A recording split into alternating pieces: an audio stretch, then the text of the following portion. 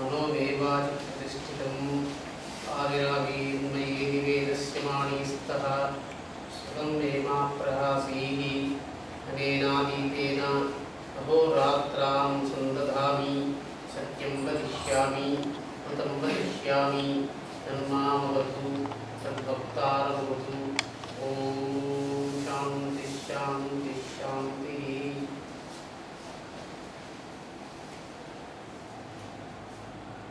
భాషా పరిచ్ఛేదం అనే ఒక శాస్త్రం, దాంట్లో లోకాన్నంతా విచారించి వ్యవహరించడం కోసం ఎట్లయితే పంచభూతాలని విభజించారు, లోకమంతా పంచభూతాలే ఉన్నాయి చెప్పినట్టుగా ద్రవ్యం గుణం తదా కర్మ సామాన్యం సవిశేషతం సమవాయః తదా భావః పదార్థాః సత్కల్పితాః. ఎందుకు లోకంలో పంచభూతాలు ఉన్నాయి, ప్రకృతులు అష్ట ప్రకృతులు ఉన్నాయి, కామక్రోధాలు 6 ఉన్నాయి, ధర్మార్థములు 4 ఉన్నాయి అని ఎందుకు మహాపురుషులు ఇట్లా విభజిస్తూ వెళ్ళారు? ఒక రకంగా చూస్తే శంకర భగవత్పాదులు వివేకరాములో శబ్దజాలం మహారణ్యం చిత్తభ్రమణకారం అతః ప్రయత్నాజ్ఞాతవ్యః జ్ఞాతత్వాత్ తత్వమాత్మనః. అంటే ఎందుకోసరమో మహాపురుషులందరూ లోకంలో వ్యవహారాన్ని కల్పించడం కోసరము లోక ధర్మాన్ని విభజించి చూపిస్తూ వచ్చారు. న్యాయ భాషా పరిచ్ఛేదంలో కూడా దీర్ఘంగా లోకాన్ని విభజించడానికి ప్రయత్నించారు. దానివల్ల ఇక్కడ కొంత ప్రయోజనం ఉంది కాబట్టి వేదాంత వ్యవహారమైన న్యాయశాస్త్రాన్ని గురించి కొంచెం చర్చించాల్సి ఉంది. అంటే విశ్వనాథ పంచాంగం అంటే 1800 సంవత్సరాలుగా న్యాయశాస్త్రం మీద పరిశోధన జరుగుతుంది. అంటే మొట్టమొదట న్యాయశాస్త్రానికి ఆర్జులైనటువంటి వాడు గౌతముడు. ఆయన గౌతమ న్యాయశాస్త్రం అని బహుశా క్రీస్తు పూర్వం 150 ఆ ప్రాంతంలో చెప్పినట్టుగా శాస్త్రం చెప్తుంది. పదార్థాలు ఉన్నాయండి లోకంలో. ఏమండి లోకంలో 7 పదార్థాలు ఉంటే మనకేమి అని విభజించారు కదా. అంటే ద్రవ్యము, గుణము, కర్మ, సామాన్యము, సవిశేషము, సమవాయము, అభావము అని 7 పదార్థాలు.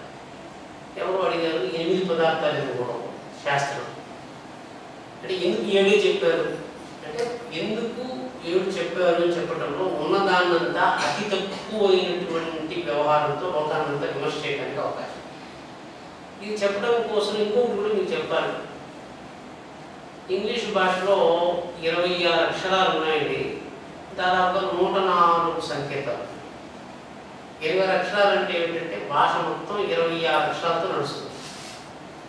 తెలుగు వచ్చేటప్పటికి 56 అక్షరాలు ఉన్నాయన్నారు. ఈ విధంగా చైనా భాషలో మ్యాండ్రైన్ అంటారు, దానికి 365 అక్షరాలు ఉన్నాయి.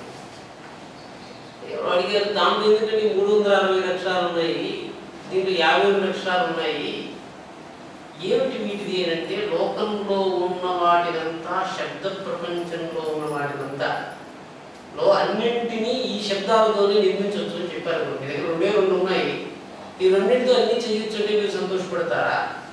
అన్నీ చేయాలంటే ఇంకా కావాలి అని అంటూ ఉంటే సంతోషపడతారా? అంటే అతి తక్కువైనటువంటి వర్ణాలతో ఎక్కువ శబ్దాలు నిర్మిస్తూ లోకంలో ఉన్న వాటిని నిర్మించారు. అప్పుడు చాలా గొప్పగా కనిపిస్తుంది. సంస్కృతంలో 52 వర్ణాలు చేసే పనిని ఇంగ్లీష్లో 26 వర్ణాలు చేస్తుంది కాబట్టి భాష నేర్చుకోవడం 26 అక్షరాలు నేర్చుకుంటే భాష వచ్చేసి ఇక్కడికి వచ్చేటప్పటికి 52 వర్ణాలు నేర్చుకుంటే కానీ భాష సరే పెద్ద వ్యవహారం. అటుగా సంస్కృతాన్ని ఎందుకు తీసుకున్నాను మళ్ళీ అంటే ఇంగ్లీష్లో ఒక అక్షరమే 10 అక్షరాలు చేసే పని చేస్తుంది. అందువల్ల సందిగ్ధత వస్తుంది. అంటే టకారానికి 2 అక్షరాలు చేయాలి. తమిళ్లో వచ్చినట్టుగానే దీంట్లో వచ్చింది. వర్ణాలు తగ్గించాలంటే దాంట్లో మళ్ళీ మనుషులు తెలివి ఎక్కువగా వాడవలసి వచ్చేట్టు వచ్చింది. సంస్కృతంలో ఉన్న గొప్పతనం ఏమిటంటే దాన్ని వాళ్ళు చెప్పింది ఆర్థోగ్రాఫిక్ లాంగ్వేజ్. ఆర్థోగ్రాఫిక్ లాంగ్వేజ్ అంటే ఏది ఉచ్చరింపబడిందో అది రాయబడింది, ఏది రాయబడిందో అది ఉచ్చరింపబడింది.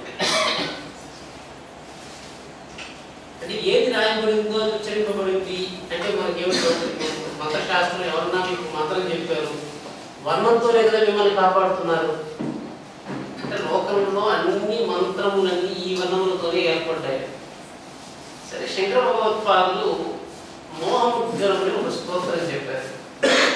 ఆయన చెప్పినప్పుడు మోహముద్గరం ఏమిటంటే మూఢ జహీహి గణాగమ తృష్ణ కురు సద్బుద్ధిం మనసి తృష్ణ ఎల్లవసే నిజ కర్మోపాత్త చిత్తం తేన వినోదయ చిత్తం. అంటే లోకంలో 7 పదార్థాలు ఉన్నాయని చెప్పాను కదా. ఈయన ఏం చెప్తున్నాడంటే కర్మ చేత ఉపాత్తమైనటువంటి ద్రవ్యాన్ని పట్టుకోవడానికి ప్రయత్నం చేయాలి. అంటే లోకంలో ద్రవ్యం ఉందండి. లోకంలో ఎంత ద్రవ్యం ఉంది? కనిపిస్తున్నదంతా ద్రవ్యమే. ఇది మనది అని అనుకోవడానికి మనం ఏం చేస్తున్నామండి? మనది అనుకోండి, ఏమిటంటాం అంటే దానికి చెప్పారంటే నాది అని అనుకోవాలంటే నేను కర్మ చేశాను, ఉదయం నుంచి సాయంకాలం వరకు పని చేశాను, ఆ పనికి ప్రతిఫలంగా నాకు ఇంత వేతనం వచ్చింది అని అలవాటుపడ్డాను. అంటే ద్రవ్యం గుణం తథా కర్మ అంటే ద్రవ్యాన్ని పట్టుకోవటానికి కర్మ చేస్తే కానీ ద్రవ్యాన్ని పట్టుకోవటానికి మనకు వీలు పట్టడం లేదు అన్నట్టుగా అయింది కదా. అంటే ద్రవ్యం చేత కర్మని, కర్మ చేత ద్రవ్యాన్ని లోకంలో చూశారు. అంటే ఇప్పుడు మనం ఎక్కడ చూస్తున్నా ఏమిటి దీంట్లో భేదం అంటే బంధన అని చెప్తున్నాను కదా. అంటే ఇదంతా నాది అనుకోవడానికి మీకు అర్థమేమి అంటే లోకంలో ఉద్యోగాన్ని ఇచ్చేవాళ్ళు ఉన్నారు, ఉద్యోగం చేసేవాళ్ళు ఉన్నారు. ఉద్యోగం ఇచ్చేవాళ్ళు ద్రవ్యాన్ని ఇచ్చి కర్మను తీసుకుంటారు. అదే రకంగా ఉద్యోగం చేసేవాళ్ళు కర్మ నుంచి ద్రవ్యాన్ని తీసుకుంటారు.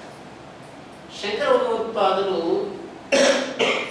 ఏం చెప్తున్నారంటే ఎల్లవసే నిజ కర్మోపాత్తం, ఎవరో పని చేసినటువంటి కర్మ వల్ల వచ్చినటువంటి ద్రవ్య సంబంధం కాదు. అంటే ఏమైంది? ఈ ద్రవ్యం నాది అని అనుకోవటం కోసము లోకంలో ఒక నియమం ఏర్పడింది. ఆ నియమాన్ని అనుసరిస్తే కానీ మనం సంతోషపడటం లేదు. ద్రవ్యంతో ద్రవ్యాన్ని, ద్రవ్యంతో గుణాన్ని, ద్రవ్యంతో కర్మని, ద్రవ్యంతో అర్థాన్ని ఈ విధంగా చెప్తూ పెడితే లోకంలో వ్యవహారాలన్నీ ఏర్పడ్డాయి. గణిత శాస్త్రం ప్రకారం 7 పదార్థాలు వచ్చాయంటే ఎన్ని వ్యవహారాలు వచ్చి ఉంటాయండి? 49 వ్యవహారాలు వస్తాయి. అంటే ప్రతి ఒక్క ద్రవ్యంతో గుణాన్ని సంపాదించవచ్చు. అంటే ద్రవ్యంతో గుణాన్ని తీసుకున్నాడు, ద్రవ్యంతో కర్మను తీసుకున్నాడు, ద్రవ్యంతో అభావాన్ని సాధించాడు. అంటే ఒక ద్రవ్యాన్ని నా దగ్గర నేను ద్రవ్యాన్ని అని అనుకుంటే ఏం చేస్తాను? ద్రవ్యం గుణం, ద్రవ్యం కర్మ, ద్రవ్యం సామాన్యం, ఇవన్నీ మళ్ళీ చెప్తాను. ఇవన్నీ చేయాలంటే న్యాయశాస్త్రం చెప్పాలి. అంటే ఒక దాన్ని తీసుకుని మిగిలిన వాటినంతా నేను సంపాదించగలను అని కల్పించడానికి వ్యవహారం. నేను మీకు చాలా రోజుల క్రితం చెప్పేటప్పుడు ఒక యజ్ఞం చేశాను. యజ్ఞం చేస్తే అంటే యజ్ఞ శిష్టాసంత ఉచ్యంత సర్వకీర్షై భగవద్గీతలో చెప్పారు. యజ్ఞము చేసి అన్న పదార్థాన్ని సంపాదిస్తున్నటువంటి వాడికి అన్ని పాపముల నుండి విముక్తి కలుగుతుంది. యజ్ఞం ఏమిటండి? కర్మ కదా.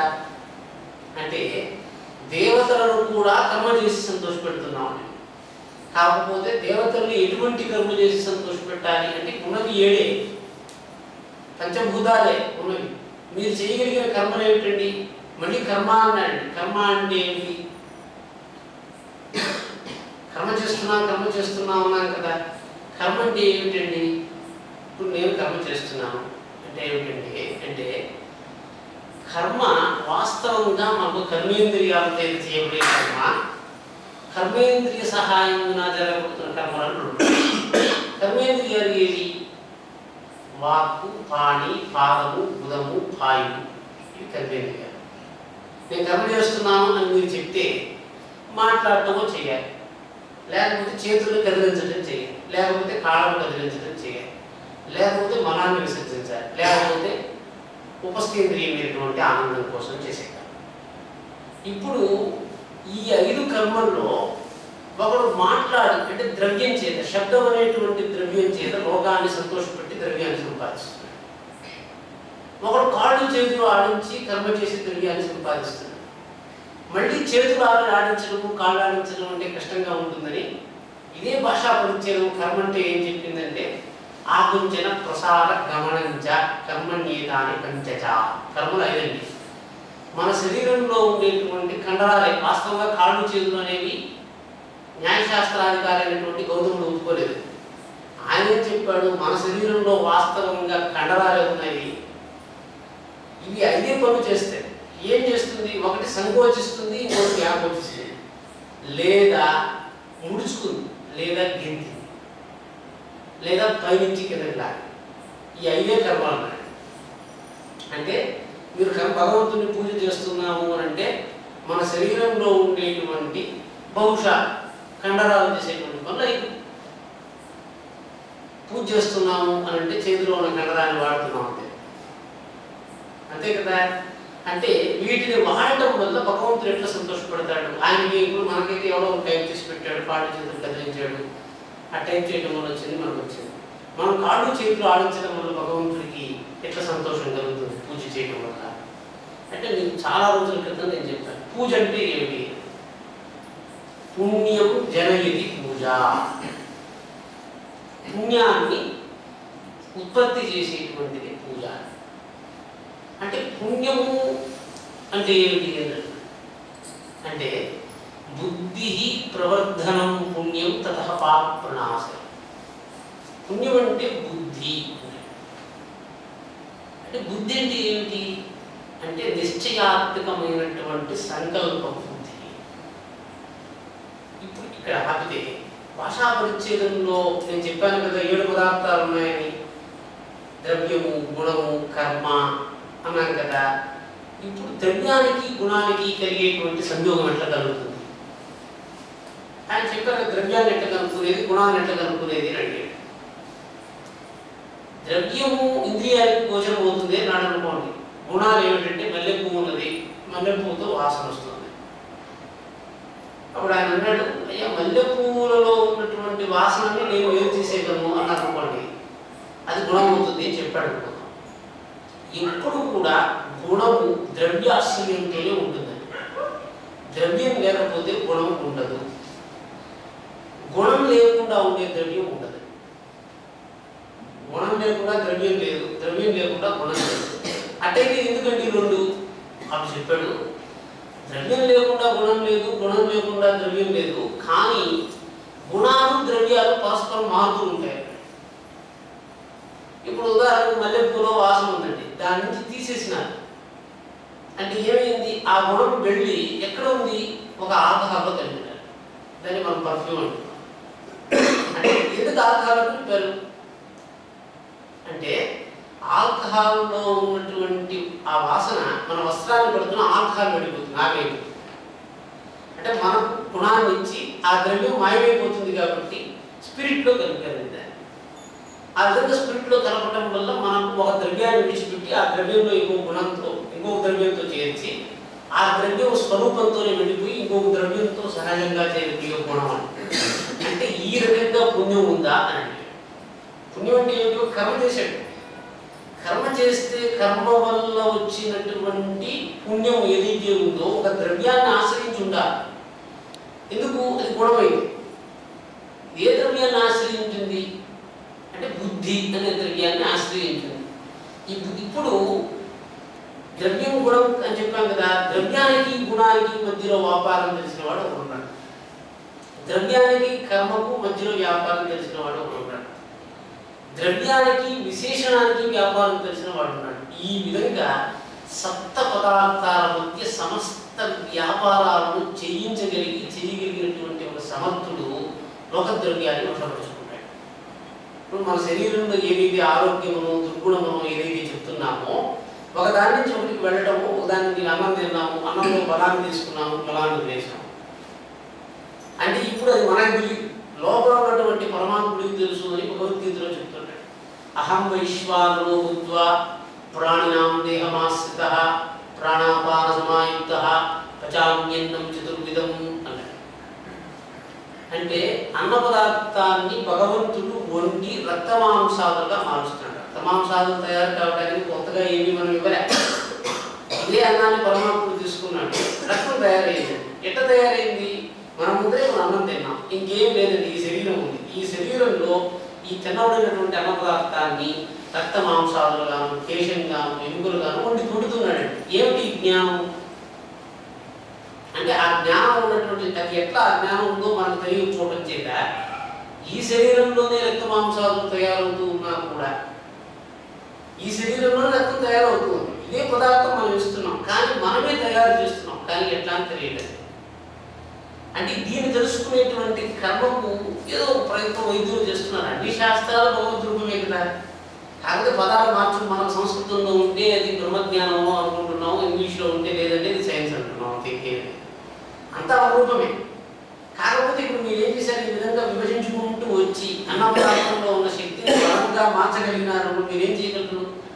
చేతితో పట్టుకుంటే అన్నాన్ని బలంగా మార్చేయగలిగే శక్తి వచ్చింది. అంతే కదా. శక్తి స్పర్శ మనలో ఉన్న మాంసానికి ఉన్నట్లయితే ప్రాణము అపానము అనేటువంటి రెండు ప్రాణశక్తులు కలిసి అగ్నితో చేరి అన్న పదార్థాన్ని వండి రక్త మాంసాలుగా మారుస్తుంది. అంటే ఇది ఎట్లా వండుతుంది అనేది ఒక విద్య. ఆ విద్య లోపల ఉన్నటువంటి వైశ్వానరుడు అనేటువంటి పేరు కలిగినటువంటి ఒక పరమాత్మకి తెలుసు. వాడు ఈ శరీరంలో అన్నింటినీ వండుతున్నాడు. అంటే వాస్తవంగా మనం చేయవలసినటువంటి ఒక ఈ యొక్క నా బంధం అని చెప్తున్నాం కదా. బంధం అని ఒక మాట వింటుంటారండి మామూలుగా. పక్కన పెట్టిన తర్వాత ఎంతవరకు న్యాయశాస్త్రం ఎంతగా వెళ్ళగలుగుతుంది, ఎంతవరకు అభ్యర్థం వెళ్ళగలుగుతుంది ప్రశ్న వచ్చింది. అంటే బంధం అన్నది, బంధం అంటే ఏంటండి? అయ్యా అన్ని సంసార బంధాలు పెరిగిపోయి ప్రతిరోజు అనుకుంటున్నాం సంసార బంధాలు పెరిగిపోతున్నాయి అంటే ఏం లేదండి. ఇప్పుడు ఒకటి నుండి ఒక శబ్దాన్ని విన్నారండి. వింటూనే కొంతమంది టాపిక్ చూశారు. అంటే ఏమైంది? శబ్దం కలుగుతూనే శబ్దానికి ప్రతి చర్య నాలో కలుగుతుంది. అంటే శబ్దశ్రవణం చేత, అంటే శబ్దం నేను విన్నాను, శబ్దం వల్ల దీనిలో ఒక చర్య కలిగింది. ఇప్పుడు చెప్పండి, ఏ లోకంలో ఏమి జరుగుతున్నా కూడా దీనికి సంబంధం లేదు అంటే ఏమిటి? ఒకడు నిందిస్తున్నాడు, ఒకడు స్తుతిస్తున్నాడు, ఒకడు శబ్దం చేస్తున్నాడు, వికృతమైన చేష్టలు చేస్తున్నాడు. ఎందుకంటే మీరు ప్రత్యేక చేస్తుంది. You have acquired ability of reacting to the world all the time. మీరు ప్రాక్టీసింగ్. ఈ మాట చెప్తే ఈ రకంగా నేను ఉత్పత్తి ఈ విధంగా పనిచేయాలా, అంతే కదా. ఏం చేస్తున్నాం? ఎవరో మాట చెప్పారు, ఆ మాట ప్రతిక్రియ చేయడానికి మనం అభ్యాసం చేస్తున్నాం. అంటే ఈ రకంగా అభ్యాసం చేసిన తర్వాత కాలాంతరంలో ఆ శబ్దం చెప్తే మనకు కష్టం కలుగుతుంది. అంతే. శబ్దాన్ని వింటే కష్టం కలిగింది, దేనిలో చూస్తే కష్టం కలిగింది, దేనిలో వింటే కష్టం కలిగింది. అంటే ఏమిటి? లోకంలో ఏర్పడుతున్నటువంటి సప్త పదార్థముల యొక్క వ్యవహారం చేత ఈ శరీరం స్పందించడము ఆరంభమైందండి.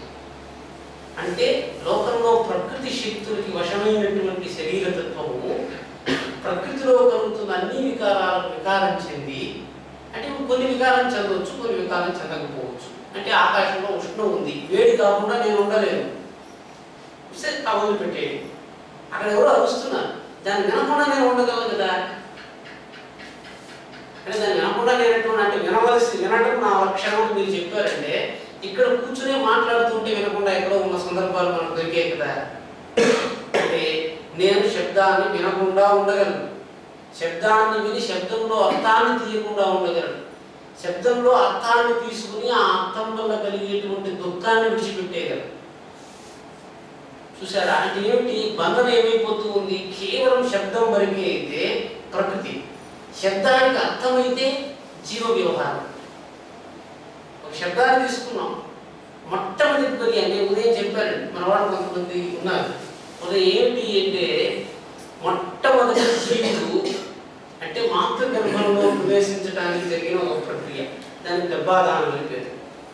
అయిపోయిందండి. అయిపోయిన తర్వాత శీర్షావర్తన కాలం ఉన్నాడు, ప్రథమ శిశురోధన కాలం ఉన్నాడు, గర్భం నుంచి వచ్చిన వెంటనే శిశువు మొట్టమొదటి మలం విడిచిపెట్టిన కాలం ఏమి అంటే ఏమండి, తర్వాత గర్భం నుంచి బయటికి వచ్చిన వెంటనే తల్లి నుంచి వేరైన శిశువు ఎంతసేపటికి ఆకలిని వ్యక్తపరిచాడు అని అడిగారు.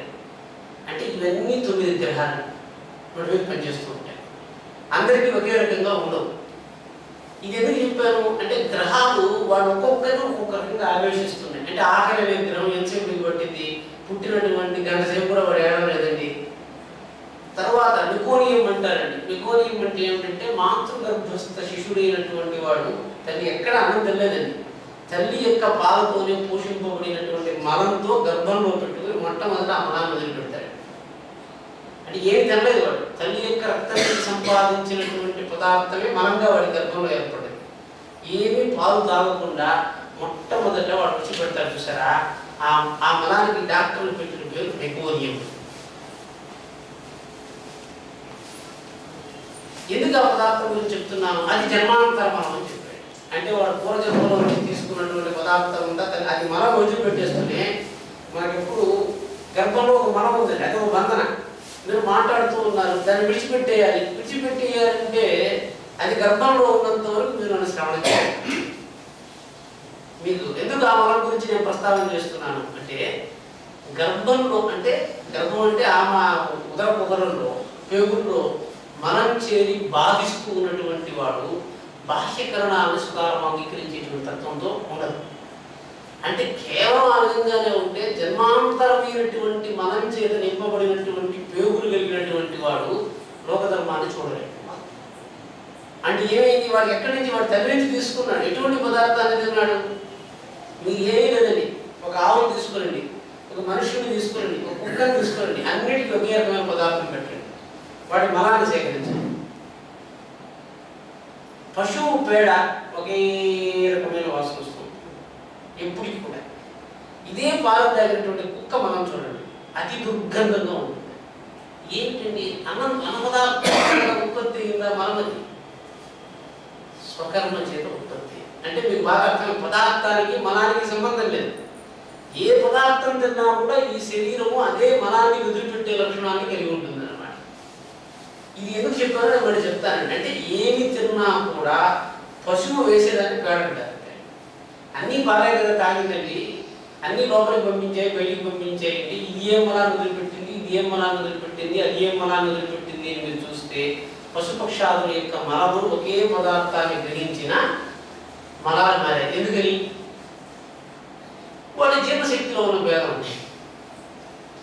వాడికి జీర్ణశక్తి లేదు, వాడికి కొన్ని పదార్థాలు అవసరం లేదు, అవి విడిచిపెట్టేస్తాయి. అంటే దీన్ని కూడా ఎందుకు చెప్పాను, అది కూడా ఒక బంధన అండి. ఎందుకు బంధన, మనం పట్టుకోగలిగినవి పట్టుకోలేనివి, మనం పట్టుకోవాలని తాపత్రయం కలిగింది, పట్టుకోలేకపోతుంది. వాడు మాటలు వింటూ ఉన్నాడు. ఆ మాటల్లో అంటే మామూలుగా ఇంగ్లీష్ మాట కొత్తగా వస్తుంది, షాలో ఫీలింగ్ అన్నాడు. షాలో ఫీలింగ్ మాటలు మాట్లాడుతూ ఉన్నారు, దాంట్లో భావం లేదని, కేవలం మాటలే ఉన్నాయి. మనకు అర్థమైపోతుంది ఏమండి మాట మాత్రం చెప్తున్నారు, దాంట్లో భావం కలవలే. భావం ఉన్నట్టు తెలుస్తుందండి. అంటే మొట్టమొదట శబ్దార్థములకు లోకంలో సంబంధం ఎప్పుడు ఏర్పడింది అని అడిగారు. ఇప్పుడు చెప్పడం ఇది మనం ఆరంభం చేసిన దానికి సంబంధం. శబ్దానికి అర్థానికి ఎప్పుడు సంబంధం ఏర్పడిందండి, శబ్దం శబ్దంగానే ఉంది, అర్థం అర్థంగానే ఉంది. శబ్దార్థములకు సంబంధం ఏర్పడినటువంటి జ్ఞానం కలిగినటువంటి పురుషుడు జీవుడు అంతఃకరణంలో మలాన్ని పట్టుకోకుండా ప్రశాంతంగా ఉండగలరు. నాకు ఇంగ్లీష్ రాదండి, ఎవడో ఇంగ్లీష్ భాషలో నిందిస్తున్నాడు అంటే వాడు ఆ పదంలో ఒక పాత్రను తీసుకుని ఊర్లో ఉన్న మలాన్నంతా ఆ పాత్రలో నింపినాడు. ఆ మలాన్ని తెచ్చి నా మీద పోస్తున్నాడు, కానీ ఆ పాత్రలో ఉన్న ద్రవ్యం నాకు గోచరించడం. అంటే మనం నాకు పట్టుకోలేదు కదా. అంటే శబ్దం ఒక పాత్ర వంటిది, పాత్రలో చేరబడినటువంటి అర్థం మలం వంటిది. అంటే ఎప్పుడైతే అర్థ శబ్ద గ్రహణం చేసేటువంటి జ్ఞానం నేను సంపాదించానో ఆ రోజు నుంచి శబ్దం వల్ల నాలో మనోత్పత్తి జరుగుతూ ఉంటుంది. లోకమంతా ఈ శరీరాన్ని కష్టపెట్టడానికి నింద అనేటువంటి శబ్ద వ్యాపారాన్ని వాడుతూ ఉంటుంది. అంటే తెలియని వాడు ఏం చేస్తున్నాడు, ఇటువంటి పరిస్థితుల్లోనూ శబ్దం వల్ల ఏర్పడుతున్నటువంటి మనోత్పత్తిని శరీరంలో కలకనివ్వడు. అంతే కదా. దీనికి యుక్తులు మనకు కావాలి. అంటే లోకమంతా శబ్దం వాడుతూ ఉంది. ఎట్ట చేస్తూ ఉంది? కర్ణ పర్యంతము శబ్దాన్ని తీసుకుని వెళ్ళి శబ్దంలో ఉన్న మలాన్ని మన మనస్సులో వదిలిపెట్టేసాడు. ఎందుకు మీరు అంగీకరిస్తున్నారు? ద్రవ్యం, గుణం, తదాకర్మ, సామాన్యం, సవిశేషకం అనంటే ఏమిటి? శబ్దస్య వా అర్థస్య వా సంబంధం కదా జాయతే. ఎప్పుడు ఏర్పడింది? సరే ఏర్పడింది. ఎందుకని జరిగింది? ఆనందాయ. శబ్దార్థములు రెండు కలవటము మీకు సంతోషం పెట్టడానికి అయితే పర్వాలేదండి. శబ్దార్థములు రెండు కలవటము మీ యొక్క సుఖాన్ని, ఆనందాన్ని నాశనం చేయటం కోసం కలిస్తే దానికి క్షుద్రం అని పేరు. అంటే ఏంటి? శబ్దార్థములు సుఖం కోసం సమసించిందంటే దాన్ని దైవీకమని, శబ్దార్థములు రెండు సుఖాన్ని నష్టపరచడానికి కల్పిస్తే దానికి క్షుద్రమని పేరు. ఓకే, అదే రెండింటి కలిపారు, రెండు ద్రవ్యాలు కలిపారు, రెండు గుణాలు కలిపారు, రెండు వేరువేరు పదార్థాలు కలిపారు. ఎందుకు కలుపుతున్నారు? వాడి దగ్గర ద్రవ్యం ఉంది, వీరి దగ్గర కర్మ ఉంది. ఈ రెండు ఎందుకు కలవాలి అంటే వాడికి కర్మ జ్ఞానం లేదు, వీడికి ద్రవ్యం కావాలి, అప్పుడు కలిసే. ఇది నా బుద్ధి, ఇది నా బుద్ధి అంటే కలవు కదా. అంటే లోకంలో ఏ పదార్థము దానికనే ఉన్నాయండి, దేనికి సంబంధం లేదు. ఇప్పుడు మనం ఏం కల్పించుకున్నాము? సంబంధము, బంధము, రెండు మాటల గురించి చెప్పాలండి మీకు చెప్పటానికి. సంబంధం అని చెప్పారు. సంబంధం అంటే ఏంటండి? బంధం అంటే ఏంటండి? చెప్పండి. సం అంటే రెండు అర్థాలు ఉన్నాయి. సం అంటే సమ్యక్ అని ఒక అర్థం ఉంది. రెండో అర్థము సమం అని అర్థం. సమ్యక్ కల్పితం ఇది సంబంధం. సమ్యక్ బంధం, సంబంధం. బంధం అంటే ఏంటండి?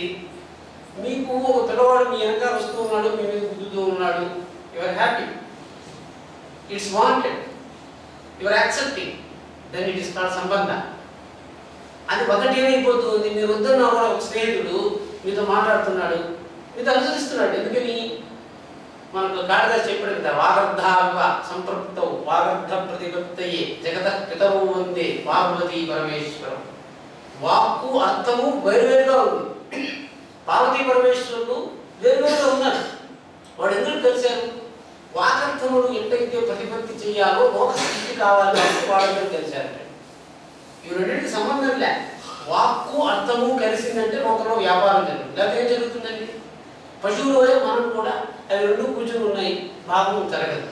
అంటే లోకంలో శబ్దం చేత, ఇప్పుడు మళ్ళీ శబ్దం చేత ద్రవ్యాన్ని, శబ్దం చేత గుణాన్ని, శబ్దం చేత భావాన్ని మీరు ఉద్బోధ చేస్తూ ఉన్నారు. ఒక్కొక్క దాంతో ఉద్బోధ చేస్తూ ఉంటే మీకు కలిగేటువంటి తృప్తి ఒక అంతరంగంలో ఉంటుంది. దాన్ని ఈ విధంగా మీరు కల్పించుకుని సంసారాన్ని నిర్మాణం చేశారు. ఇవన్నీ లేవు, వాస్తవంగా ఏమీ లేదండి. గౌరవం, నేను చెప్పాను, గౌరవము అనేటువంటి మాటను ఒకసారి వాడారు. ఏమిటండి గౌరవం అంటే? వాడి పిల్లవాడికి గౌరవం లేదండి అని అనుకుంటారు.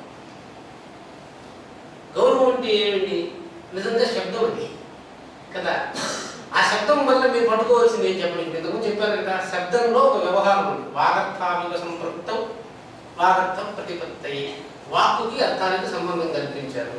ఎందుకు కల్పించారు? వాగర్థం జరగాలి కాబట్టి. బాగుంది, సంతోషం. అట్లయితే మీరు గౌరవం అనేటువంటి శబ్దం చేత లోకంలో కల్పించాలనుకున్న వ్యాపారం ఏమిటి? వాడు గౌరవం లేదు మనం చెప్తున్నాం కదా. అంటే ఇప్పుడు ఈ యొక్క భాషా పరిచ్ఛేదంలో, మంత్రశాస్త్రంలో శబ్ద రూపంగా లోకంలో ఉన్నటువంటి ద్రవ్యాలంతా శబ్దంతో ఆకర్షించి, అంటే ఇప్పుడు నేను శబ్దాన్ని అనుకోండి, ఎక్కడికైనా వెళ్ళింది. ఇప్పుడు వెంకటేశ్వర స్వామిని చూడటానికి శబ్దం వెళ్ళిందండి. చూడటానికి శబ్దం కంటితో చూసినా కూడా శబ్దమే చెప్తుంది, అది పచ్చగా ఉంది అంటుంది. పచ్చ రంగు చూపించలేదు కదా.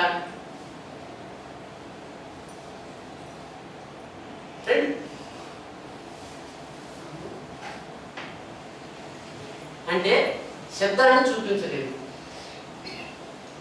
దృశ్యం వెళ్ళింది, అంటే ఇప్పుడు నేత్రం వెళ్ళి ఒక శబ్దాన్ని ఉత్పత్తి చేసే కవి వెళితే దాన్ని తీసుకొని వచ్చి శబ్ద రూపాన్ని వెళ్ళి మనకు తీసుకొని వచ్చి ఇచ్చింది. కానీ మళ్ళీ పచ్చని వర్ణము అని ఒక శబ్దాన్ని ఇచ్చిందండి. గుడ్డివాడికి ఉపయోగపడదు కదా. అంటే శబ్దము వర్ణాన్ని పట్టుకుంది, శబ్దం శబ్దాన్ని పట్టుకుంది, శబ్దం పదార్థాన్ని పట్టుకుంది, శబ్దం తల్లిని పట్టుకుంది, శబ్దం తండ్రిని పట్టుకుంది. అన్నీ శబ్దాలే. స్వం రూపం శబ్దం. మంత్రం అంటే ఎందుకు మీకు మంత్రశాస్త్రం వల్ల ఎందుకు ఆనందం కలగలేదు? ఇంగ్లీష్ లాంటి వాడు మాట్లాడుతూ ఉంటే ఇప్పుడు ఒక పెద్ద సభ చేసి వీడు చక్రవర్తి అండి అంటే ఒకరు కూర్చొని వాడు ఏదో మాట్లాడుకుంటున్నారు అంటే ఇంకేం ఆనందం కలుగుతుందండి? లోకంలో ఉన్న వ్యవహారం అంతా చక్రవర్తి చంద్రశేఖరు అని 2 మాటలు పక్కన పెడితే నేను ఆనందపడతాను. అయితే ఇంకేం లేదు కదా. నేను చాలాసార్లు ఈ సందర్భాన్ని మీకు చెప్పానండి. అంటే నాకు ఆనందం కలగటం కోసము లోకంలో ఉన్న 2 శబ్దాలను నేను ఒకటి చేస్తే ఇది సంతోషపడుతుంది. ఇది ఒకటి ఉందండి. ఏమిటిది? దీనికి సంతోషం కలగాలండి. దానికి ఏం చెప్పారు? లోకంలో 2 శబ్దాలను తీసుకోండి, ఆ 2 శబ్దాలు పక్క పక్కన పెట్టండి, ఆయన సంతోషపడతాడు. ఏమిటది? శబ్దజ్ఞానం. ఎట్టొచ్చింది? ఏం మనం కష్టపడుతుంది అందుకోసమే కదా. చూడండి, ఆకలి నిద్ర అయిపోయిన తర్వాత మనం కష్టపడేది 2 శబ్దాలను పక్కన చేర్చడం కోసం. మంత్రశాస్త్రం దీనికి చెప్పింది. అంటే శబ్దానికి ద్రవ్యానికి సంబంధం ఎట్టొస్తుందండి? రాదు. మామిడి పండు అని ఒక శబ్దం ఉంది, ద్రవ్యం అండి, ఇది శబ్దం అండి. మామిడి పండు అనే శబ్దం చేసి మామిడి పండుని మీరు తెచ్చుకున్నారు. మామిడి పండు నోటితో చెప్తే అట్టే ఉంటుంది, కంటితో చూస్తే ఎట్లుంటుంది, నాలుగుతో చూస్తే ఎట్లుంటుంది. అంటే అన్ని వ్యాపారం మీకు తెలిసింది అనుకోండి, అప్పుడు బ్రహ్మజ్ఞానం వస్తుంది. ఇప్పుడు 2 శబ్దాలు పక్కన పెడితే సంతోషం వస్తుంది అన్నట్టుగానే 2 శబ్దాలు పెడితే కష్టం వస్తుంది కూడా ఉంది కదా. వాడు దొంగ అండి అన్నాడు, గోవిందుడు దొంగ. 2 మాటలు పక్కన పెడితే గోవిందుడు అనేటువంటి నామంతో వాడు కష్టపడుతున్నాడు కదా. ఇప్పుడు చెప్తున్నాడు దొంగల గురించి. లోకంలో గోవిందుడు దొంగ అని ఉచ్చరిస్తే ఒకడు కష్టపడతాడు ఒకడికి తెలుసు అంటే లోకస్తులందరూ ఆ 2 పదాలని మిమ్మల్ని కష్టపెట్టడానికి ఎప్పుడు పక్కన పెడుతూ ఉంటారు. అంతే. యోచించండి, దీనికి బంధన అని పేరు. లోకంలో 2 శబ్దాలను పక్కన పెడితే జీవుడు శ్రమ పొందుతున్నాడు, లోకంలో 2 ద్రవ్యాలను పక్కన పెడితే జీవుడు శ్రమ పొందుతున్నాడు, లోకంలో 2 గుణాలను పక్కన పెడితే జీవుడు శ్రమ పొందుతున్నాడు. ఇది మీకు తెలిసిపోయింది. ఒకటి తెలిసిపోయిందండి. వాడు తెలిసిపోతే ఏమిటి?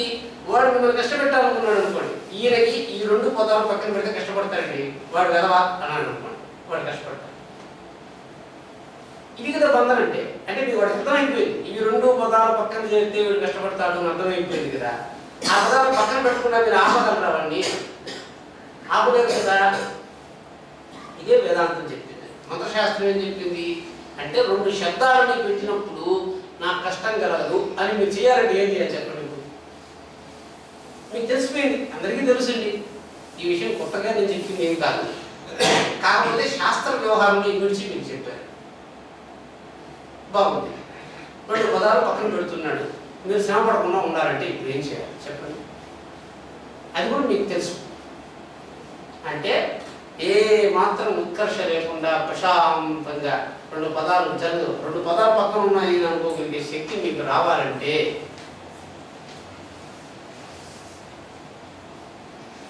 మనం చేయవలసినటువంటి పని ఉంటుంది. దానికే బంధముక్తి.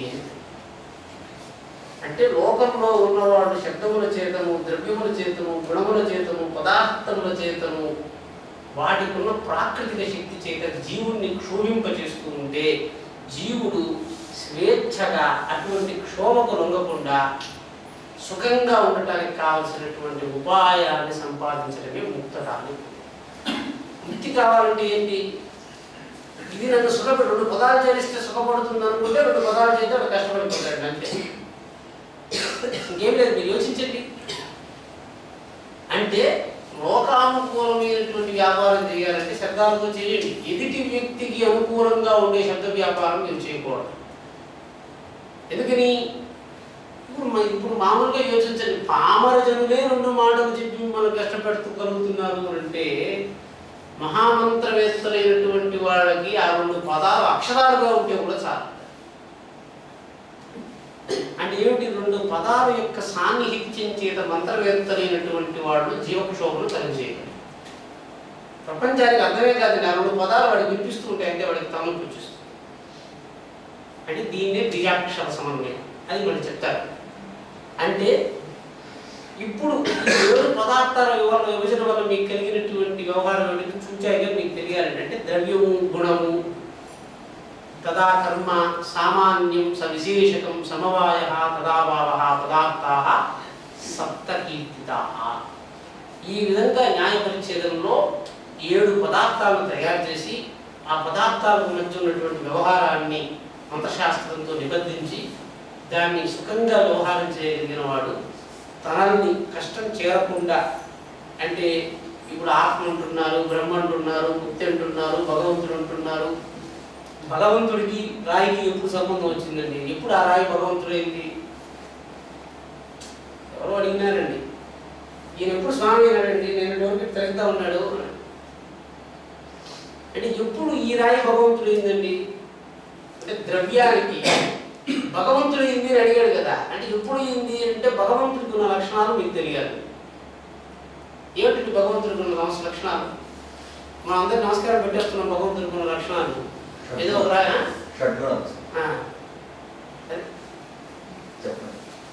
అదే భగవంతుడికి 6 గుణాలు ఉంటాయి. ఐశ్వర్యశ్చ సమగ్రశ్చ ఆయశ్చ యశః శ్రియః అంటే ఇవన్నీ మళ్ళీ ఐశ్వర్యం అంటే ఏంటండి? మళ్ళీ పదమే అండి. ఇక్కడ ఇబ్బంది ఏ వస్తువు ఉందంటే ఎప్పుడైనా ఒక పదం మీకు చెప్పిన తర్వాత పదం పదమే కాదు హృదయానికి వెళ్ళిపోతుంది అని చెప్పే పర్యంతం దాన్ని విచారించాలి. లేకపోతే దానికి కేవలము వ్యాఖ్యానం అని పేరు. మామూలుగా పెద్దవాళ్ళు కొన్ని మాటలు వాడుతూ ఉంటారు. ప్రవచనం అని వాళ్ళు చెప్తుంటారు, వ్యాఖ్యానం అని ఒకటి చెప్తుంటారు, భాష్యం అని ఒకటి చెప్తుంటారు, ఇంకా చాలా ఉన్నాయి. ప్రవచనం అంటే ఏంటి? ఎవరు వెళ్ళాలి ప్రవచనానికి? ఎవరు భాష్యానికి వెళ్ళాలి?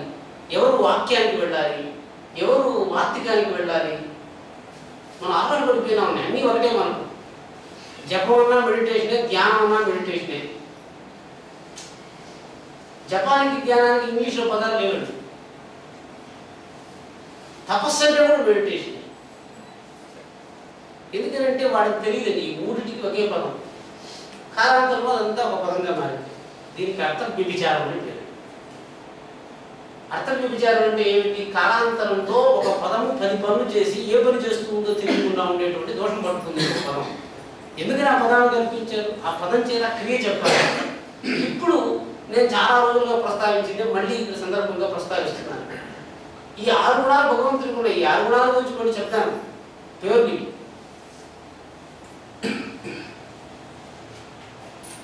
నేను మిమ్మల్ని అడిగాను, అయ్యా నిష్ఠగా ఉండటానికి భక్తిగా ఉండటానికి ఏం చేస్తారని అడిగాడు. భక్తి అన్నారండి. ఇప్పుడు రేపు మనం పూజ చేస్తాము, భక్తిగా చేయండి, అందరినీ కూర్చోబెట్టి భక్తిగా చేయండి అంటే ఏం చేస్తారండి మీరు భక్తిగా ఉండటానికి? గురువులు ఎక్కడికి వెళ్ళినా కూడా ఆశ్రమాయనం అంటే కైవల్యోపనిషత్తులో బాబా చెప్పినారు, కైవల్యోపనిషత్తులో చెప్పినారు, అన్నీ చెప్పినారు. ఇది పదం అండి. ఇప్పుడు పదానికి అర్థానికి పదం చెప్పిన వెంటనే మీకు ఏం స్ఫురణకు రావాలి? గోవింద అంటూనే కొండ మీద ఉన్న వెంకటేశ్వర స్వామి జ్ఞాపకం వచ్చినారు, పోయే దారి జ్ఞాపకం వచ్చింది. ఈ విధంగా చాలా ఉన్నాయి కదండి. ఇప్పుడు నేను భక్తి అంటే మీకేం జ్ఞాపకం వస్తుంది? కాళ్ళు చేతులు గట్టిగా బిగించేసుకొని ఒక 2 సార్లు సాష్టాంగ నమస్కారం చేసేస్తే భక్తి అయిపోతుందా? కాదు కదా. అంటే ఇప్పుడు చెప్తున్నాడు, ద్రవ్యం ఎప్పుడైతే భక్తి అనే పదం చెప్పబడిందో భక్తి దేన్ని రక్షిస్తూ ఉందో అది క్రియను రక్షించవచ్చు, లేకపోతే ఒక వ్యక్తిని రక్షించవచ్చు, ఒక ద్రవ్యాన్ని రక్షించవచ్చు, లేకపోతే ఒక గుణాన్ని రక్షించవచ్చు. గుణం అయితే గుణం మనకుందా లేదా తెలుసుకోవటం ఎట్లా? ఎందుకంటే శంకర భగవత్పాదులు విజ్ఞాన నౌకా స్తోత్రం అని ఒక స్తోత్రాన్ని చెప్పారు. తపో యజ్ఞ దానాదిభిః శుద్ధ బుద్ధ్య విరక్తౌ నృపాదోపదే తుచ్చ బుద్ధ్య పరిత్యజ్య సర్వం యదాప్నోతి నిత్యం పరబ్రహ్మ నిత్యం తదేవాహమస్మి. నేను తపస్సు చేస్తున్నాను, తపస్సు యజ్ఞము దానము ఇవంతా శుద్ధ బుద్ధ్యా విరక్త్య నృపాదోపదే తుచ్చ బుద్ధ్య పరిత్యజ్య సర్వం యదాప్నోతి నిత్యం పరబ్రహ్మ నిత్యం తదేవాహమస్మి. ఒక జపం చేస్తున్నాడు, జపం చేస్తున్నాను ప్రపంచం కోసం చేయటం లేదు, అది నేను బడి చెప్తాను. ఇప్పుడు భక్తి అంటే ఇంతవరకు మనందరం వింటూ ఉన్నాం కదా. ఏందండి భక్తి అంటే ఏం చెయ్యాలి అని ఎవరినైనా మీరు ప్రశ్నించారా ఇంతవరకు? కూడికి చేయాలండి అంటే ఏం కూడికి చేయాలని పిల్లవాడు అడుగుతున్నాడు కదా. కూడిక అనే మాట చేత ఏం చేయాలని తెలిసిపోతూ ఉంది కదా. భక్తిగా ఉండటానికి ఏదో ఒక బ్రాహ్మణుడు కూర్చున్నాడు, వ్యవహారం జరిపేస్తున్నాడు, దానివల్ల అయిపోతుంది అనుకుంటే భక్తి పదం వల్ల మీకు తెలియబడే వ్యవహారం ఎవరన్నా చెప్పండి, యోచించండి. ఇది మీరు ఎవరన్నా వినలేదా అంటే నారదుడు మొట్టమొదట భక్తి అనే మాటను వాడేవాడు ఏ శాస్త్రంలో వాడు మా పరిభాష కదండి. ఏదైనా ఒక పదాన్ని వాడినారనుకోండి, ఎవరు వాడినారండి ఈ పదాన్ని మొట్టమొదట, ఎక్కడ వాడినారండి, ఏ శాస్త్రంలో ఉందండి? ఇదే కదా క్వశ్చన్. మామూలుగా పదం వచ్చేసింది, లోకసామ్యాన్న సామాన్యానికి వచ్చేసింది. భక్తిగా ఉండడానికి మనం ఏం చేద్దాం అనుకున్నాం? వెంకటేశ్వర స్వామి దగ్గరికి వెళ్ళాము, భక్తిగా ఉండండి.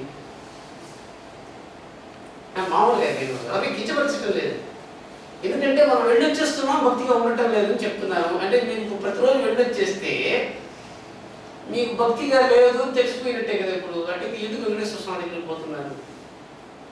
సరే, నారదుడు చెప్పాడు, అయ్యా భక్తి గురించి ఏం చేయాలా? సా పరమ ప్రేమ రూప అన్నాడు నాకు. మళ్ళీ ప్రశ్న వచ్చిన ప్రేమ అంటే ఏమని చెప్పాలనుకోండి, దీని పక్కన పెడతాం. సరే, సనత్ కుమారుడు భక్తి నిర్వచించాడు. భక్తి అనే పదాన్ని చాలా మంది చాలా రకాలుగా వాడారు. సనత్ కుమారుడు ఇది చెప్పాడు, పతంజలికి చెప్పాడు, నారదుడికి చెప్పాడు, భక్తి యోగంలో ఇది చెప్పారు. ఇవి భక్తి యొక్క లక్షణాలు. సరే, అందరికీ అంగీకరించేటట్టుగా ఉన్న వేదాంత మతంలో ఉన్నటువంటి భక్తిని నేను చెప్తాను. వేదాంత మతంలో ఉన్న భక్తి ఏమిటి అంటే మోక్ష సాధన సామగ్ర్యాం భక్తిరేవ గరీయసి. జీవితంలో సుఖంగా ఉండాలంటే మ్యాథమెటిక్స్ చదువుకోవాలన్నాడు. లెక్కలు రాకపోతే జీవితం లేదండి. ఎందుకని? ఏ విద్య వచ్చినా రాకపోయినా లెక్కలు చేస్తే వ్యవహారం జరుగుతూ ఉంటుంది. లెక్క ప్రమాణం. ఎందుకంటే అంటే లోకంలో ఉన్నదంతా గణితాశ్రయంగా ఉంటుంది. ఇక్కడ చెప్తున్నాడు, భక్తి లేకపోతే భగవంతుడే లేదు. అంటే మోక్ష సాధన సామగ్ర్యాం. భక్తి ఎందుకు? మోక్షాన్ని పొందాలనుకునేటువంటి వాడికి ఉండవలసినటువంటి ఒకానొక సామగ్రి. సామగ్రి అంటే ఏమిటి? ఇప్పుడు మనం ఏదో పోతున్నాం, వంట చేసేవాడి దగ్గర ఉండవలసింది ఏమిటి? కందులు, పెసలు కాదండి, గరిటె, పొయ్యి ఉంటారు కదా. అదే రకంగా మోక్ష సాధన సామగ్రిగా భక్తి ఉండాలి. భక్తి అంటే ఏమిటి? స్వస్వరూపానుసంధానం భక్తి విధీయతే. భక్తి అంటే ఏమిటి అంటే స్వరూపంతో అహం అనుకున్నటువంటి ఒక తత్వాన్ని సంధానం చేయటము అన్నాడు. ఇక్కడ కష్టం వచ్చింది. రమణ మహర్షి నేనెవరో తెలుసుకోండి అక్కడితో అయిపోలేదండి. ముక్తి రాలేదు, అందరికీ తెలుసు ముక్తి వచ్చింది. ఎవరో కేచరి ముద్ర గురించి తెలుసు కదండి. కేచరి అని ఒక యోగ ముద్ర ఉంది. ఏమిటంటే యోగ ముద్ర? కేచరి యోగ ముద్ర అంటే ఏమి లేదండి, దీర్ఘలంబ అంటే పొడవైనటువంటి నాలుకను లోపలికి తీసుకుని మడిచి ఆ యొక్క తారును తాకిస్తే దాన్ని కేసరి ముద్ర అన్నాడు. సరే, ఇది చాలా పెద్ద వ్యవహారం అని నేను అనుకుని ఊరికే దీన్ని ఎవరెవరు చేస్తున్నారు అంటే ఒక చిన్న పిల్లగాడు బీటెక్ స్టూడెంట్ ఐఐటి కాలేజీలో చేస్తూ వీడియో చేసి యూట్యూబ్లో పెట్టున్నాడు. సరే, వాడిలో కేచరి ముద్ర చేసే లక్షణాలు ఏమీ లేదండి.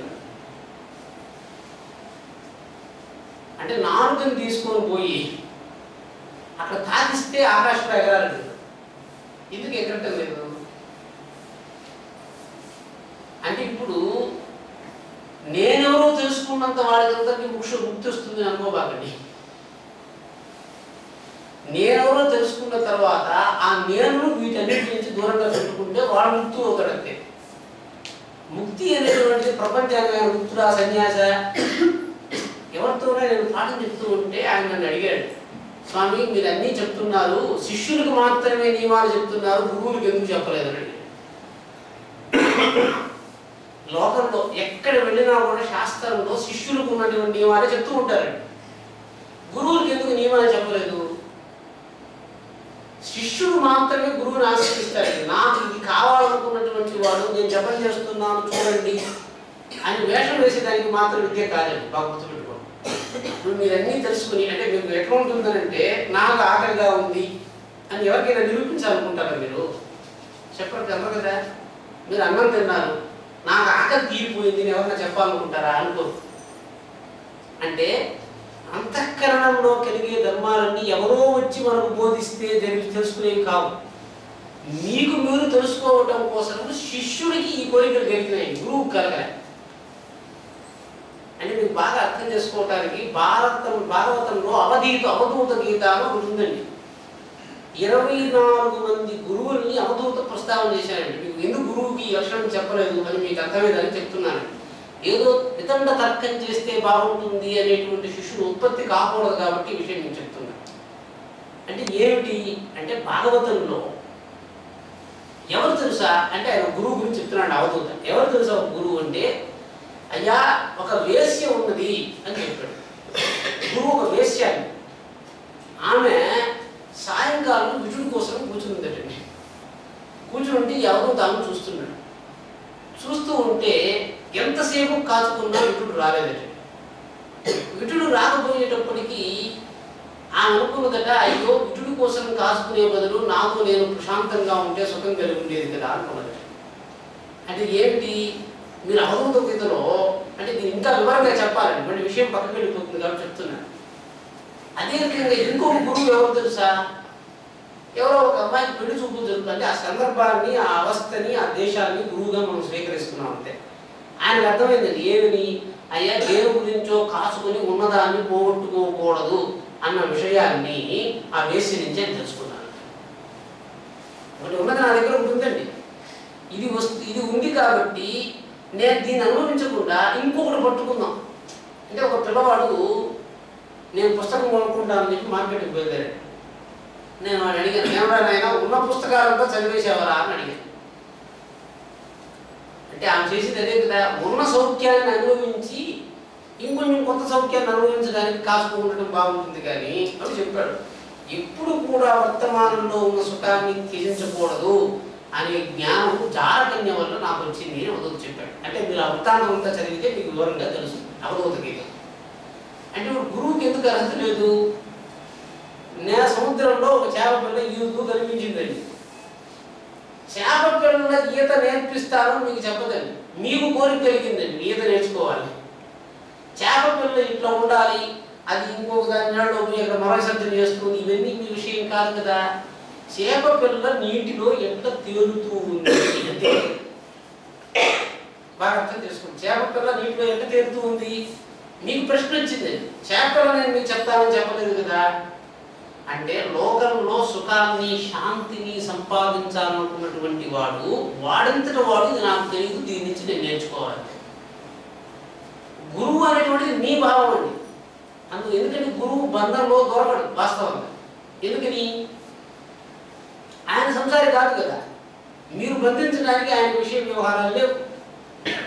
మీరు కావలసిన వ్యవహారాన్ని గురువు నుంచి పట్టుకుని పోతూ ఉండాలి. కానీ మీకున్న నియమాలతో ఆయన చూడకూడదు. ఎందుకు ఇది చెప్తున్నాను అంటే, ఎప్పుడు కూడా లోకంలో మీకు కావలసిందే గ్రహించండి, కానీ మీకు అనవసరమైన దాన్ని గ్రహించకూడదు. మనం అనవసరమైన దాన్ని గ్రహిస్తే ఏమైంది, ఉపాధి జరిగిపోయింది. అంటే అర్థంలో ఎదుటి వ్యక్తి మిమ్మల్ని తిట్టడానికి ఒక శబ్దంలో ఒక అర్థాన్ని కలిపి ప్రయోగించాడు. ఏమిటి, ఈ రెండు శబ్దము అర్థము రెండు కలిసి వచ్చింది. మీరు తీసేసుకున్నారు, వాడు వశం అయిపోయారు కదా. మీరు దాన్ని తీసుకోకుండా ఉంటేనే వాడు మిమ్మల్ని ఏం చేయనట్టు, లేదా వాడు మిమ్మల్ని కష్టపెడుతున్నాడు కదా. అంటే బంధన అంటే ఇప్పుడు శబ్దార్థాల్లో ఉన్న బంధన మాత్రమే నేను మీకు చెప్తున్నాను. ప్రకృతిలో కూడా చాలా బంధనలు ఉన్నాయి. ఉష్ణం నుంచి మీరు తప్పించుకోవచ్చు. ఇవన్నీ తర్వాత విద్యలు, అవి బ్రహ్మ విద్యలు. మీరు విన్న శబ్దంలో ఉన్న అర్థాన్ని వేరు చేయలేకపోతే వాడు ప్రయోగిస్తూనే ఉండేవండి. ఎట్లా వేరు చేస్తారో ఇప్పుడు మీకు ఏమన్నా యుక్తి ఏమన్నా తెలియదు. నేను వినను అనుకుంటే లేదు, మీకు తెలిసిపోతూ ఉంటుందండి విషయం. లోపల కష్టం వచ్చేస్తా ఉంది. భగవద్గీతలో చెప్తున్నారండి, సర్వేంద్రియాణి సంయమ్య యా ఆస్తే మనసాస్మరన్ ఇంద్రియార్థాన్ విమూఢాత్మ విద్యాచారః సముచ్యతే. అంటే ఏమిటి, అన్ని ఇంద్రియాలను గట్టిగా కట్టుబాటు చేసేసుకుని లోపల దాన్ని ధ్యానిస్తున్నాడు. నాకేం వద్దండి, లోపల కావాలంటున్నాడు. ఏమైంది, దీనికి దానికి భేదం వచ్చేసింది. భేదం వచ్చేస్తే బయట ఎందుకంటే చెప్తున్నాడు, లోపల పెట్టుకోవచ్చండి. That's not a problem. విద్య అంటే పదం తప్పు పదం కాదండి. విద్య అనే పదం కూడా డిక్షనరీలో ఉండేదే. ఓంకారం అంటే ఇది ఒక్క విద్య అనే పదం కూడా డిక్షనరీలో ఉంది. కాకపోతే మీకు విద్య అనే పదం నచ్చకపోతే విద్యాచారి అంటున్నాడు మీరు కష్టపడతారు. విద్యాచారి అనే పదము ఓంకారం అనే 2 పదాలు డిక్షనరీలోనే ఉన్నాయి. పక్కన ఎక్కడ ఉమర పడిపోయలేదు, అది డిక్షనరీలో ఉన్న పదాలు. దాన్ని చెప్పిన అర్థం డిక్షనరీ చెప్పిన అర్థం మీరెందుకు తీసుకుంటున్నారు అంటే అది చెప్పాడు. ఇంద్రియములను బాగా బయట నేను చూడకూడదు, నేను వినకూడదు అనుకుని లోపల దాన్ని చూస్తూ ఉంటే మీరు ఇంకా పదార్థాలు వదిలిపెట్టలేదు. ఇప్పుడు చెప్తున్నాడు, చూస్తూ ఉన్నా కూడా లోపలికి తీసుకువెళ్ళకపోతే మీకు ముక్తి అన్నాడు. మీరు చూడండి పర్వాలేదు, వినండి పర్వాలేదు, తాకండి పర్వాలేదు, తినండి పర్వాలేదు, కానీ లోపల అది మార్పు తేకూడదు. ఎందుకని? ఇంద్రియములు లేకుండా మనస్సు ఉంది, కానీ మనస్సు లేకుండా మాత్రం ఇంద్రియాలు లేదండి. కాబట్టి అస్వతంత్రం బహిర్మనః, లోకంలో ప్రయాణం చేసేటప్పుడు మనస్సు అస్వతంత్రంగా ఉంటుంది. లోకంలో ఇంద్రియాలు బలమైనవి, అంతరంగంలో ఇంద్రియాల కన్నా మనస్సు బలమైంది. కాబట్టి మనస్సును రక్షిస్తూ ఉండండి. మనస్సును రక్షించాలంటే మనస్సు అర్థం చేత నాశనం కాకుండా చేయాలి. అంటే మీకు ఇది మళ్ళీ మెల్లమెల్లగా యోచిస్తే ఎవరో చెప్తే ఇన్కమ్ ట్యాక్స్ రైడింగ్ జరిగింది అని అంటే గుండె ఆగిపోయింది అని చెప్పింది ఏమిటి? మాటకు చంపేయించారు. మంత్రం అంటే ఏమిటి? మీకు ఇన్కమ్ ట్యాక్స్ రైడింగ్ జరుగుతూ ఉందండి అంటే మీకు ఇక్కడ గుండె దర కొట్టుకుంటుందని. లేదు పోలీసు వాళ్ళు వచ్చుండారండి కోసం అంటే ఎందుకు వాడు తప్పు కూడా చేయలేదు తెలియవాడు, ఎందుకు వచ్చుండారో పోయే రోజు వాడికి తలకాయ చెప్పి వచ్చేస్తుంది. కొన్ని శబ్దాలు వింటూనే ఏం దోషం లేకపోయినా దోషం చేసి పట్టబడిపోతాం. కాబట్టి ప్రయత్నపూర్వకంగా శబ్దానికి అర్థానికి ఇంతకుముందు చెప్పాను కదా, 7 పదార్థాలు ప్రతిదాన్ని చెప్పాలంటే ఒక గ్రంథం తయారవుతుంది. అంటే ఒక్కొక్క దానికి ఒక్కొక్కటి ఏర్పడుతున్న సంబంధాన్ని మనం తెలుసుకుని ఏ సంబంధాన్ని ఎట్లా తొలగించాలి అనేటువంటి చేసే ప్రయత్నం చేస్తే దానికి ముక్తి వస్తుంది. దానివల్ల ముక్తి వస్తుంది. అంటే ముక్తి అంటే ఏమిటి? లోకంలో మీకు మీరుగా అట్లే ఉంటారండి. మీకు దాని ప్రపంచం వల్ల మీకు ఏమీ జరగదు. Your protected. అర్థమైంది ఏమిటి? మనకు బంధం ఎట్లుంటుందంటే ఒకే విషయాన్ని కావాలని మనసు ఒకటి ఉంటుందండి. ఇప్పుడు మీరు ఒక స్నేహితుడు ఇద్దరు కలిసి మిత్రుడితో కలిసి త్యాగరాజ మండపంకు వెళ్ళాడు. ఈయన భగవద్గీత చెప్తున్నాడు, మిత్రుడు ప్రశాంతంగా వింటున్నాడు. ఈయన తీసుకుని పోవాలి. అక్కడ ఎంత గీతాశ్రవణం జరుగుతున్నా కూడా ఆ మిత్రుడు వినటం లేదు. కేవలం వీడు భగవద్గీత త్యాగరాజ మండపంలో సూక్తులు అయిపోయిన తర్వాత వీడిని తీసుకువెళ్ళిపోవడంలోనే ఆయన మనసు లగ్నమైంది. అంటే ఏ మాత్రం ఏ క్షణం కూడా ఆ మనస్సు దాని మీద లగ్నం చేయడు. అర్థం చేసుకోండి. అక్కడ ఉన్నాం కదా, ఆ క్షణకాల వరకు దాన్ని విందాం, దాంట్లో సమాధానం ఉంటుందని. ప్రదక్ అనేటువంటి దోషం దైవ ధర్మంలో ఎట్లుంటుందంటే, కథ చదువుతూ ఉంటే కథలోనే ముక్తి చెప్పేస్తుంది భాగవతం. మన ముక్తిని వేరుగా ఇస్తాడు కదా అని చెప్పి మళ్ళీ విందాము అనుకునే వ్యవహారం చేస్తే దైవజ్ఞుల దగ్గర గురువుల దగ్గర ముక్తి దొరకదు. వాళ్ళు ప్రత్యేకంగా అంటే ఇప్పుడు చెప్పారు కదా, ఒకే అన్న పదార్థాన్ని అందరూ తిని మలాన్ని విడిచిపెట్టి ఇదే పదార్థం అండి. మీరు శ్రవణం చేయకపోతే మీకు వచ్చే నష్టం చెప్తున్నాడు. ప్రత్యేకంగా చెప్పటంలో దోషం వస్తుందండి. అన్న పదార్థము మేత విడిచిపెట్టినట్టుగా విడిచిపెట్టాలి.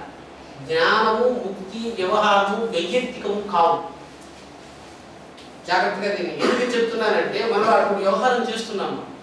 మనం ప్రత్యేకంగా వ్యవహారం ఏమీ లేదు. మీరు వింటూ ఉంటే మీకు ముక్తి వచ్చేస్తుందండి. అదే తెచ్చేస్తుంది. మీకు ఏం సమాధానం కావాలో దానిలో ఉందండి.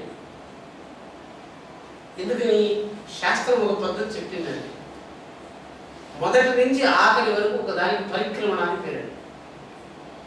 పరిక్రమణ అంటే ఏమిటి? ఒక్కసారి ఒక రౌండ్ తిప్పితే మొత్తం శాస్త్రం ఆ పరిక్రమణలో వచ్చేస్తుంది. అంటే మీకు ఈ విద్య రావాలి. అందుకోసం నేను చెప్తున్నాను. మనం ఏం చేస్తూ ఉంటామంటే, చెప్పాడు కదా ఫ్రెండ్తో వెళ్ళాడు, నేను వెళ్ళిపోవాలా, ఇంకా కాలేదు అంతే జపం. అక్కడ కూర్చున్నంతసేపు మీరు త్యాగాలు పడిపోవాలి. మీరు వింటే ఏమైంది? వినొచ్చు కదా, వినండి. మనకు కావలసిన వ్యవహారము వేరుగా ఉంటే అది బలహీనంగా ఉంటుందండి. ఆధారంతో ఉండాలి. ఎవరో మనం వింటున్నారు అనుకోండి, ఇది కేవలం నాకు ఔషధం చాలు అనుకున్నారంటే ఔషధానికి కావలసిన నియమాన్ని ఇక్కడ చెప్తున్నట్టు. మళ్ళీ వ్యక్తిగా ఉంటుంది కదా. కాబట్టి శాంత చిత్తులే. అందుకే నా విలతో దుశ్చరితాత్, నా శాంతో నా సమాహిత, నా శాంత మనసో వాపి ప్రజ్ఞానేరేయం ఆప్నుయాత్. మీకు శక్తి ఉంటే అతి జడ పదార్థం నుంచి కూడా చైతన్యాన్ని పొందొచ్చు. మీకు ఆసక్తి లేదంటే చైతన్యం నుంచి కూడా జడ పదార్థాన్ని పొందుతారు. ఎందుకని? సాక్షాత్తు భగవంతుడు ఇక్కడే ఉన్నాడు. మనకు ఉన్నటువంటి 2 కళ్ళు, 2 కాళ్ళు, 2 చేతులు, 2 చెవులే సోనియా గాంధీకి కూడా ఉంది. ఆమె ప్రపంచాన్ని దేవతలు ఎట్టుంటారండి? ఎట్టుంటారు దేవతలు? సినిమాలో రామారావు చూపించినట్టు ఉండండి. ఈ అపోహదులు పెట్టండి. Nothing is cinematic. ఎవరో నన్ను అడిగారండి, స్వామి మహిమ చూపించండి అంటే నేను చెప్పాను, నీకు మహిమ చూపించాలంటే విద్వానేవ విజానాది విద్వజ్జన పరిశ్రమం నహి వంద్యా విజానాది ఉద్వీం ప్రసవ వేదన. ఈ పుస్తకం వెళ్ళి చదువు, మళ్ళీ నా ఇంటికి రా అని చెప్పాను. వెళ్ళాడు, చదివాడు. ఏమన్నాను? చెప్పు అన్నాను. రాలేదన్నాడు. మళ్ళీ వెళ్ళు, చదువు, మళ్ళీ రా అన్నాను. ఈ పుస్తకంలో విషయాన్ని ధారణ చేసి 10 శాస్త్రములను ఏకకాలంలో సంపుటి చేసి ప్రొజెక్ట్ చేయగలిగితే అదే మహిమ అని చెప్పారు. అంటే ఏమిటి? అయ్యా ఒక శాస్త్రం పట్టుకున్నాను, ఒక శాస్త్రం పట్టుకున్నాను, ఈ శాస్త్రం పట్టుకున్నాను. ధారణ అంటే వినేటప్పుడు అన్ని శబ్దాలే. వినేటప్పుడు ఒక సంగీతం పాడేవాడు వేళ పెట్టుకుని వదిలిస్తుంటాడు. అది నేర్చుకోవాలంటే ఎంతకాలం పట్టింది చెప్తున్నాడు. కాలహ మహిమ ఎక్కడుంది అంటే మీరు గమనించాలని మహిమను చూస్తే కానీ మీకు బలం తెలియదు. మనం మహిమ ఏం చెప్తున్నాము? మీరు ఆశించే మహిమ ఎట్లుంటుంది? ఇది జరుగుతుంది, ఇది జరగదు. ఇది సామాన్యమైందండి. ఒక బైనాక్యులర్స్ పెట్టుకుంటే మీ కళ్ళు చూడలేదు ఒక 2 కిలోమీటర్లు టైం అవుతుంది. ఒక బైనాక్యులర్ పెట్టుకోన్నాడు, ఒకడు నిలబడుకున్నాడు రోడ్డు మీద, ఇంకొకడు మామూలుగా నిలబడుకో ఉన్నాడు. వాడు అన్నాడు, అయ్యా 15 నిమిషాల్లో 10 నిమిషాల్లోనూ ఒక కార్ వస్తుంది అన్నాడు. Expect that telescope is very powerful. It can see 15 kilometres distance నుంచి అది చూస్తూ ఉందండి. ఇద్దరు చూసిన తర్వాత ఒక 10 నిమిషాల తర్వాత ఒక కారు వెనక నుంచి చచ్చిపోయింది, కొట్టేసింది టెలిస్కోప్ పెట్టుకోండి. వీడు ఏందండి వీడు చచ్చిపోయినాడు, 10 నిమిషాల లోపల వీడు చచ్చిపోయినాడు. ఈలోగా కారు వచ్చిందంటే వీడు చాలా దూరంగా ఉన్న విషయాన్ని చూడగలిగినాడు, కానీ వెనకుండే దాన్ని చూడలేకపోయినాడు అన్నాడు. అంటే ఏమిటంటే టెలిస్కోప్ మన కంటికి కనిపిస్తూ ఉన్నట్టుగా ఉండదండి. Scope is science. ఇప్పుడు ఎవడైతే మీతో మాట్లాడుతున్నాడో ఒక జ్యోతిష్ శాస్త్రం, దాన్ని ఏమంటారండి? హారోస్కోప్ అంటారు. హారోస్కోప్ అంటే ఏంటి? గ్రహముల చేత నిర్మాణం చేయబడినటువంటి ఒక దర్శనం. వాడు ఆ దర్శనాన్ని మనం పెట్టుకున్నట్టుగా కంటికి పెట్టుకోడు, వాడు బుద్ధికి తగిలించి ఉంటాడు. ఆ దర్శనాన్ని పెట్టుకుని మిమ్మల్ని చూస్తూ ఉంటాడు. వాడికి భవిష్యత్తు కనిపిస్తూ ఉంది శాస్త్ర దర్శనం వల్ల. టెలిస్కోప్ పెట్టుకోవటం వల్ల ఏ దర్శనం ఉందో ఈ దర్శనం వల్ల ఆ దర్శనం వచ్చింది. ఈ రకంగా వాడు అన్ని దర్శనాలు ఒక చోటు పెట్టుకున్నాడు అనుకోండి, వాడు సర్వదర్శనానికి కూడా అవుతాడు. కాబట్టి సమత్వాన్ని జాగ్రత్తగా వ్యవహరిస్తూ వస్తే మీకు ఆ సర్వదర్శనం అదే మహిమ. అంటే ఏమిటి? అన్ని ఏకకాలంలో తెలిసిపోయింది అంటే మీకు ముక్తి వచ్చేస్తుంది. నాకు జబ్బు వచ్చిందేమో అనుకుని ఒకటి కష్టపడుతుంటాడు. కాబట్టి విచారణ ఏమీ లేకుండా ఏరకేనా పిపాయిన కాలాది బహుళం స్మృతం, ఇంటికి వెళ్ళినా మీరు పడుకుని నిద్రపోతారు. సమయపాలన బాగా గుర్తుపెట్టుకోండి. దేవ గురు మాతాపిత్రాదులతో సమయపాలన వ్యవహారంతో ఉండకూడదు. నేను ఈ కాలం మీకు చెప్పలేదండి, ఇప్పుడు చెప్తున్నాను. ఎందుకు చెప్తున్నానంటే ఈ నియమాన్ని చెప్పకపోతే మీకు సమయం మిమ్మల్ని దిగ్బంధం చేస్తూ ఉంటుంది. ఇదే అనే వ్యవహారం అయితే వాడు దేవతలు గురువులు కాదు. ప్రసాదం అవుతుంది అంటే మీరు ఆలోచించే తత్వం ఏమిటి? సమయం విడిచిపెట్టేయాలండి. అక్కడ సమయం వదిలిపెట్టే. మా అమ్మ దగ్గరికి వెళ్ళాను, ఏమంటే ఆమె ఆడాలి ఈమె ఆడాలి, మీ అమ్మ ఎట్లా అయింది ఆమె అడిగితే ఏం చెప్తారు మీరు? అక్కడ సమయం లేదండి, వేళ లేదండి. అంతే కదా వ్యవహారం అంటే. ఈ ప్రతి వ్యవహారంలోనూ మీరు భేదం చెప్పాలి. భేదం చెప్తే అప్పుడు గురుత్వం కనిపిస్తుంది. అంటే ఇప్పుడు చెప్పాడు, గురువుకు నేనేమి ఇవ్వాలి అని అడిగాడు. సమయం. సమయం అంటే ఏంటండి? మీ ఇంద్రియాలను ఆయన వశం చేయాలి. మీరు వశం చేయలేదనుకోండి, ఎందుకు ఆయన దగ్గరికి వెళ్తున్నారు? స్థితి వల్ల వస్తే దానికి తామసికం అని పేరు. అంటే మన చెవులు, కళ్ళు, ముక్కు వశం చేసేటువంటి మీరు వదిలిపెట్టేస్తే ఆయన పట్టుకుంటాడు. ఒకటి పట్టుకుని ఏలాడుతున్నాడండి, నన్ను రక్షించడం లేదు, నన్ను రక్షించబడి బిగిసి పట్టుకోన్నాడు. గట్టిగా ఆయన వదిలిపెడితే నేను పట్టుకోవటానికి ఆయన కాపాడాలా. ఆయన కాపాడాలంటే ఈయన పట్టుకుని ఉండకూడదు, వదిలిపెట్టేయాలి. అంటే దాన్ని విశ్వాసం అన్నారు. విశ్వాసం అంటే ఏమిటంటే, ఇప్పుడు మళ్ళీ మాట చెప్పుకుంటూ పోతే మీకు కష్టం వస్తుంది, 2 మాటలతో ముగిస్తున్నాను. విశ్వాసో నామ సత్యత్వ బుద్ధి అని. విశ్వాసంగా ఉండండి అని చెప్తే ఏం చేస్తారో నేను అడిగాను అనుకోండి, ఏం చేస్తారని విశ్వాసంగా ఉండటానికి?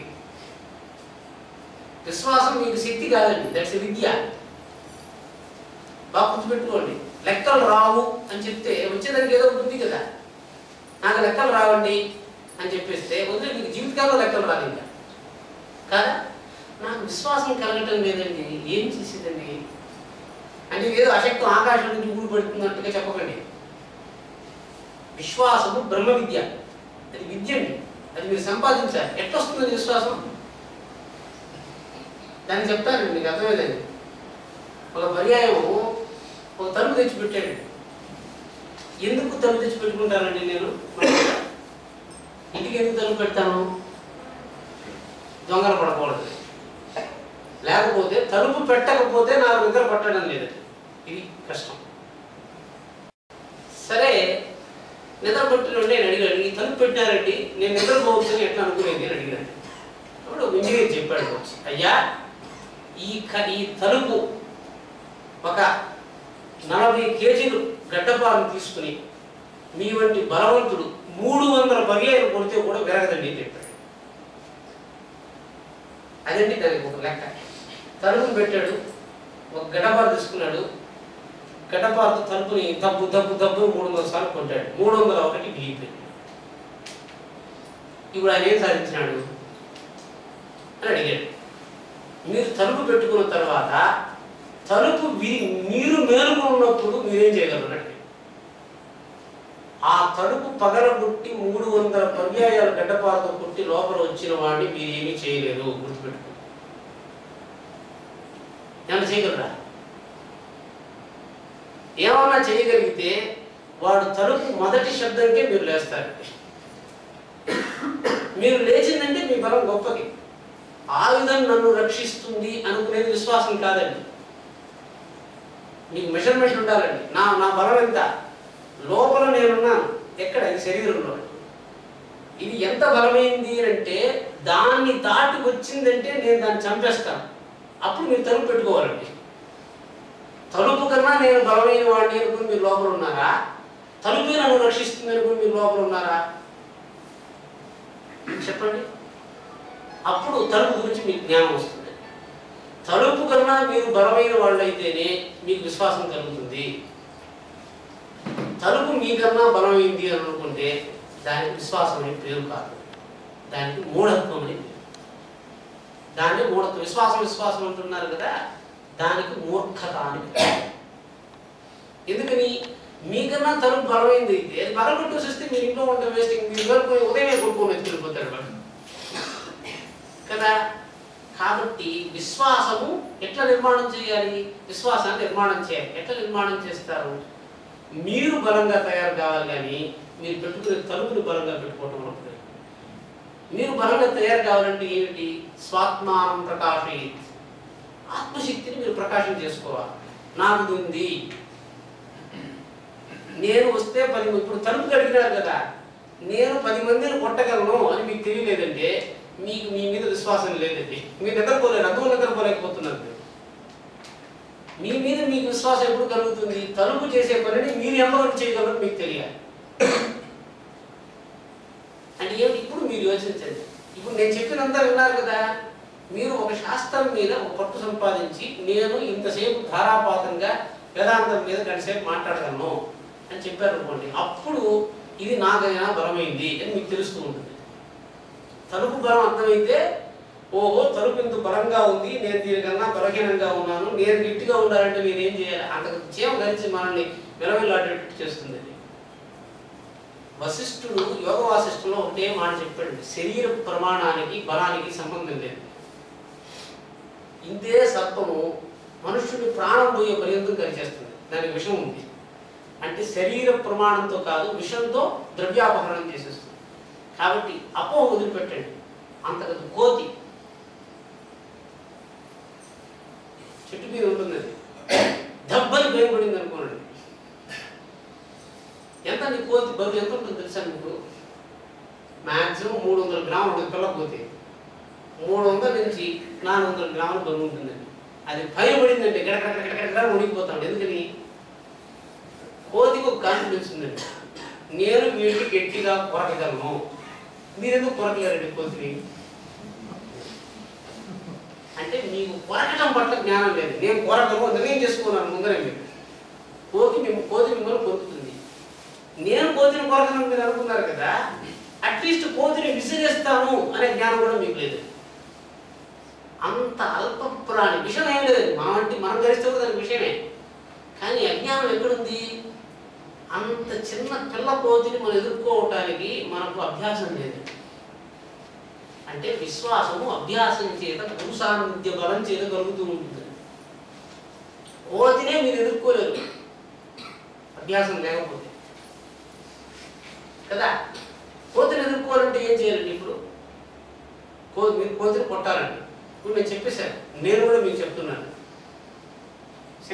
శంకరాస్థానం దగ్గర పెద్ద పెద్ద ఎలుకలు తయారైనాయి. అవి ఎంత బలంగా తయారై ఉన్నాయంటే గోడల్ని తొడబెట్టేస్తున్నాయి. అంటే మనకు పంచతంత్రంలో ఇనుము తినేసినాయి అన్న ఎలుకలు తయారైనట్టుగా ఇక్కడ గోడలు తినేస్తున్నాయి అన్న ఎలుకలు తయారైనాయి. ఇప్పుడు ఆ ఎలుక పైన కొంచెం తప్పును నమ్మి దూకిందండి. ఇప్పుడు భ్రమతో మనం భయంకరంగా పరిగెత్తాం కదా, ఒక పరిగెత్తు ఏం చేస్తుందండి? ఎలుక పట్టితే దాన్ని తోక పట్టుకొని ఎత్తి పట్టుకొని నిలబెట్టాలి అని సంకల్పం మీరు చేశారు అనుకోండి, మరి ఎలుకలు మీకు భయం రాదు. సంకల్ప శూన్యత వల్ల, అజ్ఞానం వల్ల, విద్యా ప్రవృత్తి వల్ల బంధం ఏర్పడుతూ ఉంటాయి. కాబట్టి శ్రవణం అంటే శాస్త్ర శ్రవణం చేత మాటి మాటికి వింటూ ఉండటం చేత మీకు అది దాన్ని ఎట్లా పరిష్కరించుకోవాలని తెలుస్తుంది. అంటే దీనికి జ్ఞాన మార్గం అని పేరు. చూస్తూ ఉండటం చేత జ్ఞానం వస్తుంది. దానికి దృశ్య రక్షణం అని పేరు. ఏదైనా కూడా రక్షణే. అంటే అందరూ ఏమనుకుంటుంటారంటే అన్నం తింటే బలం వస్తుంది అనుకుంటారండి. శబ్దం కూడా ద్రవ్యమే. ఎందుకని? పంచభూతాల్లో ఆకాశం ఒకటి. ఆకాశం అనే ద్రవ్యము మన శరీరంలో మనకున్న మాంస పదార్థం కన్నా ఎక్కువ ఉంటుందండి. బాగా గుర్తుపెట్టుకోండి. అందువల్లే అర్జునుడు కృష్ణుడిని చంపటానికి చాలా భయపడిపోయి గడగడగడగడగడ పడిపోయేవాడు. కృష్ణుడు 4 మాటలు చెప్పుకుంటే మళ్ళీ పుంజుకున్నాడు. అంటే అన్నం వల్లనే వచ్చే బలం అయితే అన్నం తినేసి యుద్ధానికి వచ్చాడండి అర్జునుడు. అనంతరం కూడా దానికి పుస్తకంతో వచ్చాడు కదా.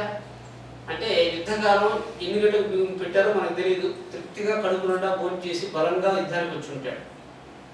అన్నం తిని వేల మాదిరి ఎందుకు జారిపోయినాడు? అయ్యా గాంధీవం జారిపోతా ఉంది. గాంధీవం సంసతే హస్తాత్ త్వచ్చైవ పరిదర్శితే శక్తో వ్యవస్థాతం భ్రమదీవచ మే మనః. మనసు తిరిగిపోతా ఉంది, కళ్ళు తిరిగిపోతా ఉంది, గాంధీవం జారిపోతా ఉంది, కీళ్ళు పట్టు సరిగిపోతా ఉంది. ఏంటంటే ఇవన్నీ అజ్ఞానం అండి.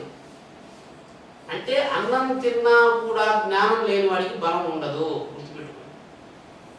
అందువల్లే ఏనుగు చాలా పెద్దదిగా ఉన్నా కూడా సింహానికి లోపు అయిపోయింది. కాబట్టి శరీర ప్రమాణం చేత బలం కాకుండా అంతరంగ జ్ఞానం చేత బలాన్ని సంపాదించు. జ్ఞానము ఈ సప్త పదార్థాల్లో ఉన్న వస్తువు కాదు. జ్ఞానం అని చెప్తాను కదా, ద్రవ్యం గుణం కర్మంలో లేదండి జ్ఞానం. వీటన్నిటికీ అతీతమైంది. అది ఎట్లా అతీతమైంది నేను చెప్తాను. మళ్ళీ న్యాయ సంగ్రహంలో తర్క సంగ్రహంలో ఇది 7 అయితే న్యాయ సంగ్రహంలో 16 పదార్థాలు. ఎందుకంటే విభజించినారు అనేది నేను మళ్ళీ చెప్తాను. అంటే ఎప్పుడు 16 అయిందో ఆ 16ని గుర్తించడానికి వేరుగా ఉన్న ఉపకరణాలు మీ దగ్గర ఉండాలి. ఫ్రీక్వెన్సీని అమ్మినారండి. ఫ్రీక్వెన్సీ బ్యాండ్ని గవర్నమెంట్ ఆఫ్ ఇండియా వాళ్ళు అమ్మినారు. ఆకాశాన్ని అమ్మేస్తున్నారండి government of India. 2G spectrum అని కొట్టుకుంటున్నారు. ఏంది తెలుసా మీకు? 2G స్పెక్ట్రమ్ అంటే ఆకాశంలో ఉన్నటువంటి ఒక ఫ్రీక్వెన్సీని విభజించి భూమిని విభజించినట్టుగా ఎర్రలు పెట్టి అమ్మటం అండి. They are selling the sky. How? By dividing them into bands. Spectrum, frequency. అది మనం ఏం అమ్ముతా ఉన్నారు ఆకాశంలో? ఇదే ఆకాశంలో అనంతమైన ఇండియా ప్రాపర్టీ అండి ఆకాశం. దాంట్లో 1 kHz, 1 MHz, 1 THz ఫ్రీక్వెన్సీస్ పోతూ ఉన్నాయి. ఆల్ దీస్ ఫ్రీక్వెన్సీ ఈ ఛానల్ మాత్రమే వాడు అమ్మాలి. అంటే వాడు అమ్మింది ఆకాశాన్ని కాదండి, ఆ డివైస్ అమ్మినట్టు. Not sky. అంటే ఆకాశాన్ని, భూమిని అమ్మినట్టే ఆకాశాన్ని అమ్మినట్టు. అది మన పరిజ్ఞానానికి అందదు. ఎందుకని ఈ ఆకాశాన్ని మనం ఎట్లా అనుభవించాలో మనకు తెలియదు. మనకు నేలను అనుభవించేది పూర్తిగా తెలియదు. ఇంకా మనం ఎక్కడ ఆకాశాన్ని అనుభవించగలము? అంటే ఆకాశాన్ని అమ్మేస్తే దాన్ని డబ్బుగా మారుస్తున్నారు వాడు, ఆకాశాన్ని వాడి. అంటే రోధసిని అమ్మటం అనేటువంటి ఒక జ్ఞానం, అది మనకు తెలియదు. మీరు దీని గురించిన జ్ఞానం మన వాళ్ళకి తెలియని జ్ఞానం ఉంటుందండి. ఆకాశంలో 32 విద్యలు తెలిసిన వాడు ఒకడు ఉన్నాడు, ఆయన భారద్వాజుడు. భారద్వాజ మహర్షి ఆకాశంలో జరుగుతున్న వ్యవహారాల గురించి విహంగ శాస్త్రమై మేఘం ఎంత లోతుందని ఇక్కడ నుంచి చూసి చెప్పేస్తారండి భారద్వాజుడు. మనం ఇప్పుడు రాడార్ టెక్నాలజీ చెప్తున్నాడు. ఇదంతా శాస్త్రమే. అంటే మీకు ఇవన్నీ చెప్పటంలో హేతు ఏమిటంటే, శ్రద్ధావాన్ ఎవరు అడిగినారండి, బాబా శ్రద్ధతోనే చూడాలన్నారు బాబా అని అడిగినారు. ఎందుకు శ్రద్ధ?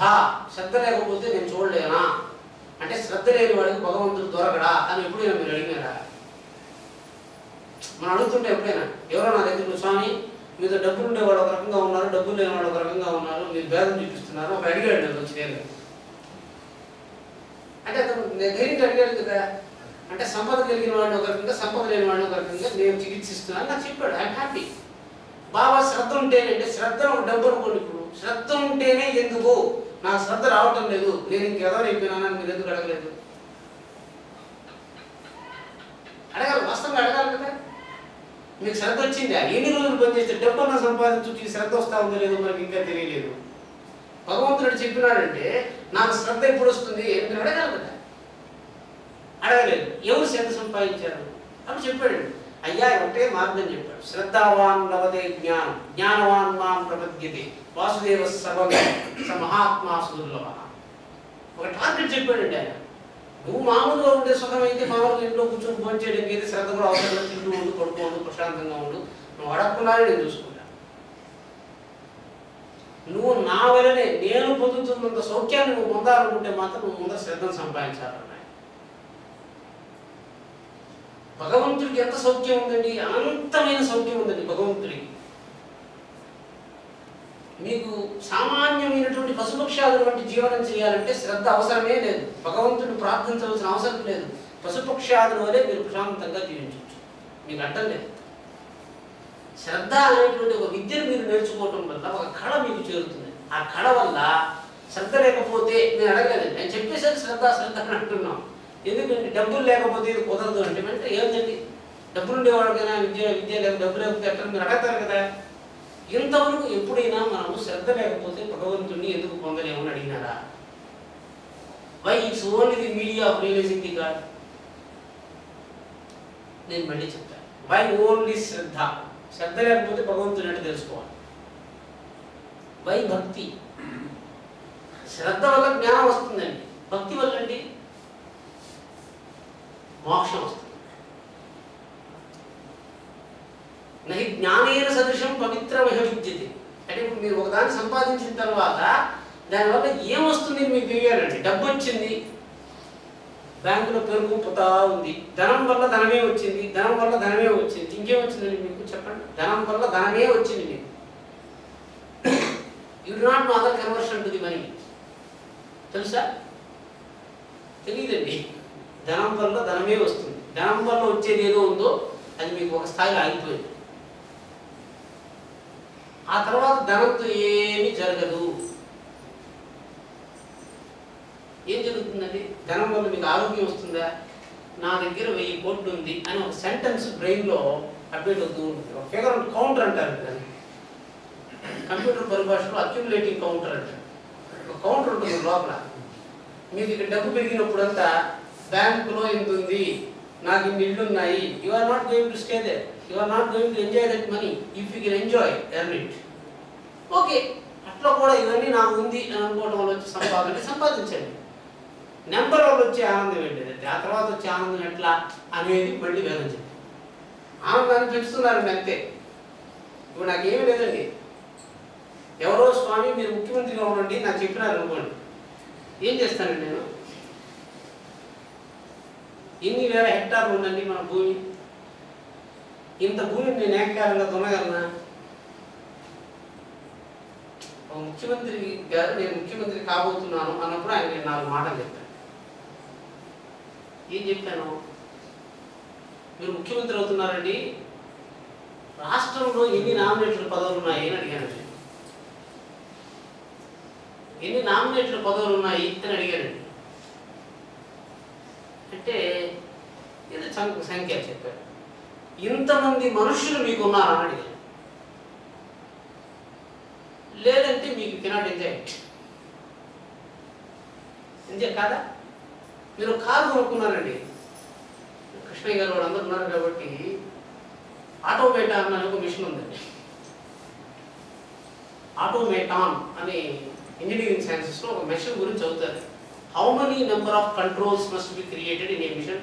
ఒక వాషింగ్ మిషన్ తయారు చేసేటప్పుడు దాంట్లో ఎన్ని స్విచ్లు పెట్టాలని యోచించినారు.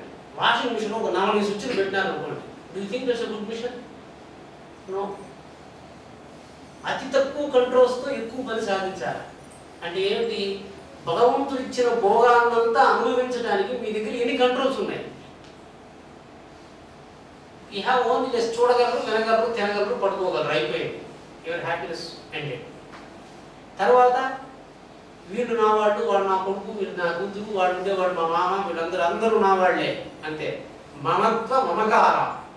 ఆనందం పెరగాలంటే మమత్వం పెరగాలండి.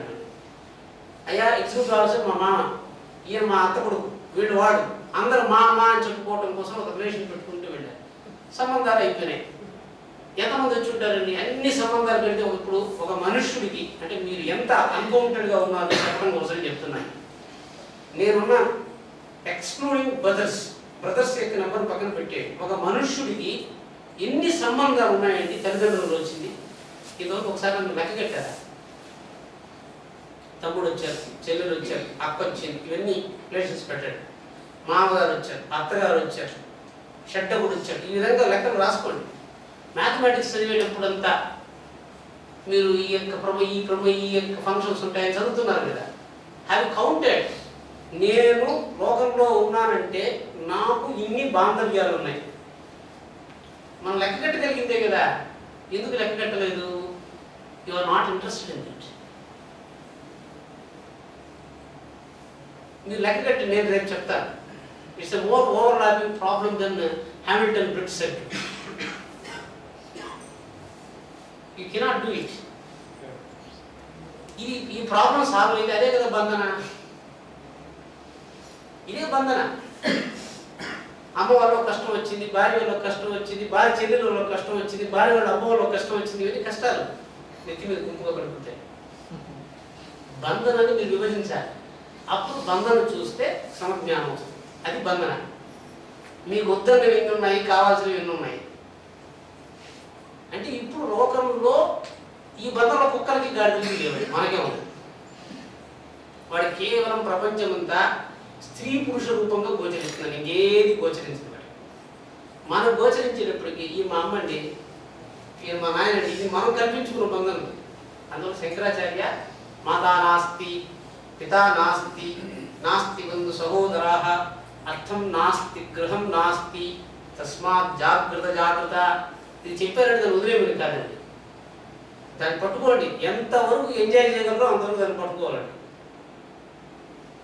కంప్యూటర్లో ఒక గేమ్ డివైజ్ అయింది ఈ మధ్య.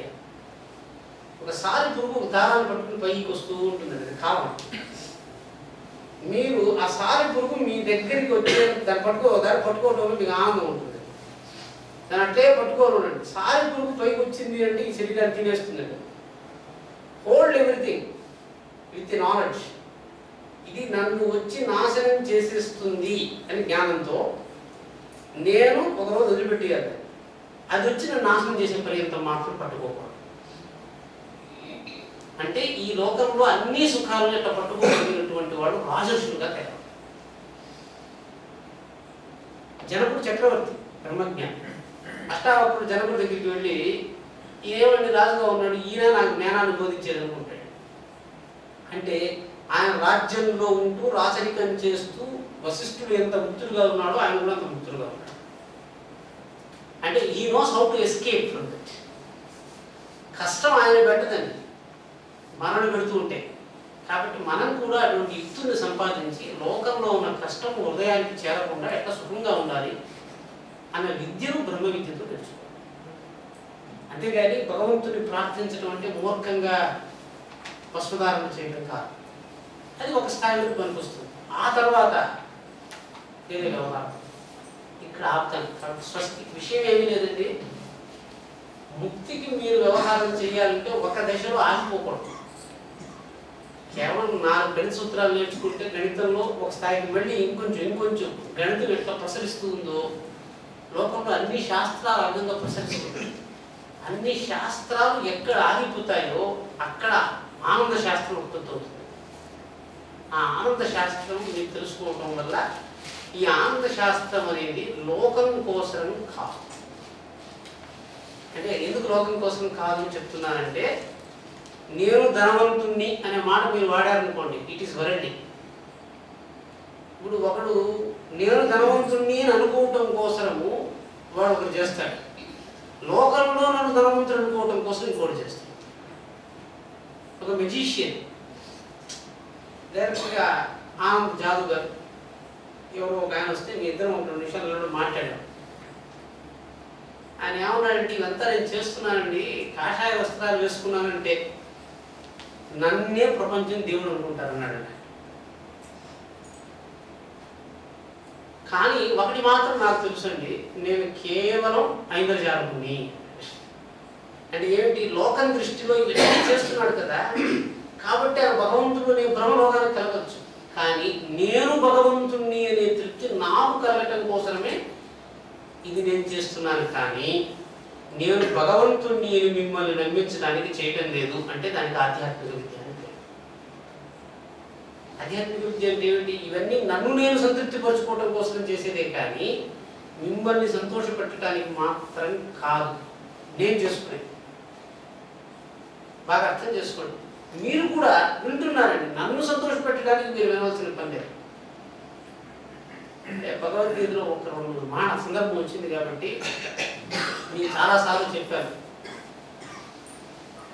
శత్రువర్గంలో ఉన్న కామాన్ని పురుషార్థాల్లో ఉన్న కామాన్ని ఎట్లా వేరు చేయాలని అడిగారండి. ఎట్లా వేరు చేస్తారండి? ఒకటి పేరు అదే అండి, కామము అనేవాడు నా దగ్గరికి వచ్చాడు. సరే, కామం అంటే ఎవరండి? అయ్యా ధర్మార్థాల్లో కామం ఉంది ఆయనేమో అని అనుకున్నానండి. లేదండి అరిషడ్ వర్గాల్లో ఉన్న కామం అండి అన్నారు. శాస్త్రకారులు ఒక వ్యక్తికి ఒక పేరు పెట్టేటప్పుడు 2 పదాలు దొరకకుండా ఒక పేరు పెట్టారు. వాడు శత్రువుల్లోనూ కామం ఉన్నాడు, పురుషార్థాల్లోనూ కామం ఉన్నాడు. అంటే పదం చేత వాళ్ళిద్దరిని వేరు చేయలేకపోయినాడు. అంటే ఇప్పుడు అది శత్రువు మిత్రుడు అన్నట్టు తెలుస్తుందండి. నేను చాలాసార్లు చెప్పానండి. అంటే ఏమిటి, మీలో కలుగుతున్న కామము పరార్థమైతే అది మీకు శత్రువు అండి. మీలో కలుగుతున్న కామము స్వార్థమైతే అది మీకు మిత్రుడు అండి. ఎట్లా తెలుస్తుందండి అది? ఉదాహరణ, ఎవరింటికో మీరు వెళ్ళారండి, వెళ్తూనే నీళ్ళు అన్నారు. మీకు దాహం లేదండి, తాగినా. అంటే దాహం లేకుండా నీళ్లు తాగుతున్నారండి, వాడు ఇచ్చారు కాబట్టి. ఎవరు ఇంటికి పోతారో కప్పు కాఫీ ఇచ్చినారు, తాగినారంటే ఎందుకని వాడు ఇచ్చారు కాబట్టి. కామం, ఇవన్నీ కావాలండి. దీనికి అత్యధికమైనటువంటి కామం ఏమిటి? ఎవరో చెప్తున్నారు కాబట్టి మీరు కామ వ్యవహారంలో తగులుకుంటున్నారు, మీకు కలిగి కాదు. అంటే దర్శనాత్, శ్రవణాత్, పఠనాత్, చింతనాత్ అంతరంగే విద్యమానస్య కామస్య లక్షణం శత్రుత్వం. అంటే ఎవరికి శత్రుకామం కలిగింది? ఈశ్వరుడికి కలిగిందండి. ఈశ్వరుడు ప్రశాంతంగా తపస్సు చేసుకుందాము, ఏకాంతంగా ఉందాము అని ఇంట్లో కూర్చుని ఉంటే, ఇంట్లో కూర్చున్నాడు ఈశ్వరుడు, అంటే తపస్సు చేసుకుంటున్నాడు. ఎందుకు తపస్సు చేసుకున్నాడండి? భార్య చచ్చిపోయిందండి. ఆయన దాక్షాయుడు భార్య చచ్చిపోతే ఆమెను పట్టుకొని, అంటే మన వంటి వాడు ఆయన కూడా, అందుకే నేను చెప్పింది. కాకపోతే ఒకటే ఒక విషయం అండి, మనకు ఇంత దుఃఖం ఉంటే ఆయనకి ఇంత దుఃఖం ఉంటుంది, మనకి ఇంత సుఖం ఉంటే ఆయనకి ఇంత సుఖం ఉంటుంది, అంతే. అంటే ఊళ్ళో ఉండే వాళ్ళందరికీ కష్టం ప్రధానమంత్రి చెందిపోతాం. సరే, ఈయన శవాన్ని పట్టుకుని ఊరంతా తిరుగుతూ ఉన్నాడంటే ఈశ్వరుడు మొత్తం తరిగేసినాడు. విష్ణువు తరిగేశాడు, పెద్ద కథని. తరిగేసిన తర్వాత శరీరాలు ఎక్కడెక్కడో పడిపోయినాయి. అక్కడితో ఆగలేదు. ఈశ్వరుడికి ద్వేషం కలిగిందండి. ఎందువల్ల? భార్యని ప్రేమించడం వల్ల కదా నాకు ఇంత అపఖ్యాతి వచ్చింది. కాబట్టి నేను అంతరంగంలోకి వెళుతాను అనుకుని కైలాసానికి వెళ్ళి తపస్సు చేస్తున్నాడు. ఇప్పుడు ఏమిటి ఆయన కోరిక? ఇంట్లో కూర్చొని తపస్సు చేసుకోవటం అండి. ఇంకొకడు ఎవడో ఈ విషయాన్ని గమనించినాడు. నన్ను ఎవరు చంపాలంటే ఈశ్వరుడు పెళ్లి చేసుకొని ఈశ్వరుడు ఓ బిడ్డ పుడితే వాడు నన్ను చంపాలన్నాడండి. వాడి పేరు తారకాసురుడు. ప్రపంచం ఎట్లా పనిచేస్తుందో చూడండి. ఇది నేను మళ్ళీ మెటాఫిజికల్గా నేను ఎక్స్ప్లెయిన్. ఫస్ట్ ఇది మీకు అర్థంగా అయితే కదా వస్తుంది. సరే, ఈశ్వరుడు పెళ్లి చేసుకోవాలి కదా. ఈశ్వరుడికి ఎవరు చెప్తారు మీరు పెళ్లి చేసుకోండి సార్ అంటే? ఇప్పుడు ఈ పెళ్లి చేసుకుంటే ఎవరికి సుఖం అండి? దేవేంద్రుడికి సుఖం అండి. ఎందుకంటే తారకాసురుడు పోయి దేవేంద్రుడు కూటి తరివేసుకున్నాడు సింహాసనం మీద.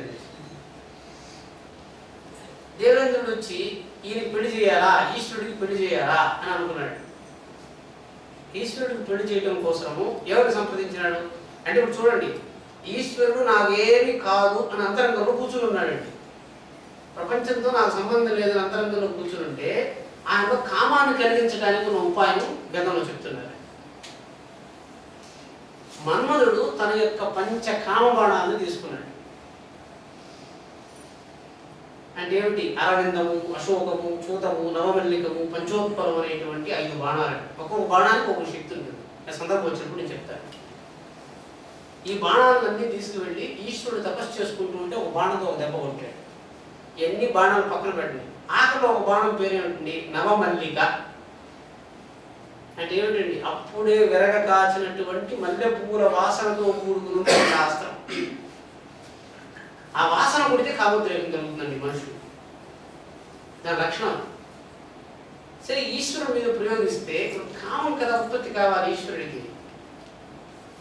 కళ్ళు తెలుస్తూనే మన్మధుడు భస్మం అయిపోయాడు. ఇక్కడ చూడండి, అంతఃకరణ ధర్మం వల్ల కామం కలిగితే మోక్షం వస్తుంది. అంటే ఏమిటి? ధర్మ, అర్థ, కామ, మోక్ష. ఇన్ పురుషార్థాస్ ఆఫ్టర్ కామ మోక్ష ఈస్ ఫాలోయింగ్. ఇన్ షడ్వర్గాస్ ఆఫ్టర్ కామ క్రోధ ఈస్ ఫాలోయింగ్. మీకు శత్రుకామం అయితే కామం వచ్చిన వెంటనే క్రోధం వస్తుంది అన్నాడు. అంతే సూత్రం, ఇంకేమి లేదండి. కామం వచ్చి క్రోధం వచ్చిందంటే అది శత్రువు, ఆ కామము. కామం వచ్చి శాంతి వచ్చిందంటే అది ధర్మము. అంటే కామం వచ్చి క్రోధం వచ్చింది మీరు తెలుసుకోలేరు కాబట్టి అంతఃకరణలో ఈశ్వరుడికి కామాన్ని కోరలేదు. మన్మధుడు ప్రవేశించడం వల్ల ఈశ్వరుడికి కామోత్పత్తి జరిగింది. కామోత్పత్తి జరిగితే క్రోధం వచ్చింది. అందువల్ల శత్రు సంహారం చేయవలసినట్టు ఆయన కూడా శత్రువులు ఏర్పడ్డారు. చూడండి, తారకుడు చంపడానికి సిద్ధంగా ఉన్నాడు, చంపబడ్డానికి సిద్ధంగా ఉన్నాడు. అంటే కామం కలగటం వల్ల శత్రువులు ఉత్పత్తి అవుతున్నారు. అంటే అది శత్రువు, ఆమె భార్య. కాకపోతే క్రోధపూరితంగా క్రోధముఖీచ భార్య, ముఖం క్రోధంగా ఉంది. భార్య ముఖం క్రోధంగా ఉంది అంటే ఏమిటి? ఇంకా అధర్మం అయిపోయింది కామం అని అర్థం. అది నేను మళ్ళీ వివరిస్తాను. అంటే ఇప్పుడు మీకు అంతఃకరణంలోనే ఇది కలిగింది, బయట నుంచి రాలేదు అని తెలుసుకునే జ్ఞానం ఉంటే మీకు పురుషార్థాలు విభేదైపోతుంది. అంతఃకరణం అంటే ఇది నాకు వచ్చిన, ఎవ్వరికి సమాధానం చెప్పాల్సిన పని లేదండి. మీరు నాకు ఆకలి కలిగింది, నేను తింటున్నా, ఎవరో పెడుతున్నారు కాబట్టి నేను తినటం లేదు, మీకు తెలియాలండి. Don't have the social confusions. మీ ఆకలితోనే తినాలి, పశుపక్షాదుల వలే తినండి. గవర్నమెంట్కి అనుకూలంగా ఉండే మధ్యాహ్నం 1 గంటకు ఉండే భోజనం మన కర్మ కోసం మనం తింటున్నాం. Why government has fixed lunch time at 1 o'clock? ఆకలి లేకుండా తింటున్నాం. మధ్యాహ్నం 1కి ఆనందం తినడం అంటే your following clock but not your digestive system. పశుపక్షాదులు స్వధర్మం చేత పనిచేస్తాయి, మనము గడియారం చేత పనిచేస్తాం. కాబట్టి మనకు బాహ్య ధర్మం చేత ముక్తి వస్తుంది, అంటే మనం కష్టపడుతున్నాం. అది అంతఃకరణ ధర్మం చేత నడుస్తూ ఉంది కాబట్టి దానికి ఆకలి నుంచి కూడా ముక్తి వస్తుంది. ఏదైతే అంతఃకరణ ధర్మం అవుతుందో అది ముక్తినిస్తుంది, ఏదైతే బాహ్యకరణ ధర్మం అవుతుందో అది బంధాన్ని ఇస్తుంది.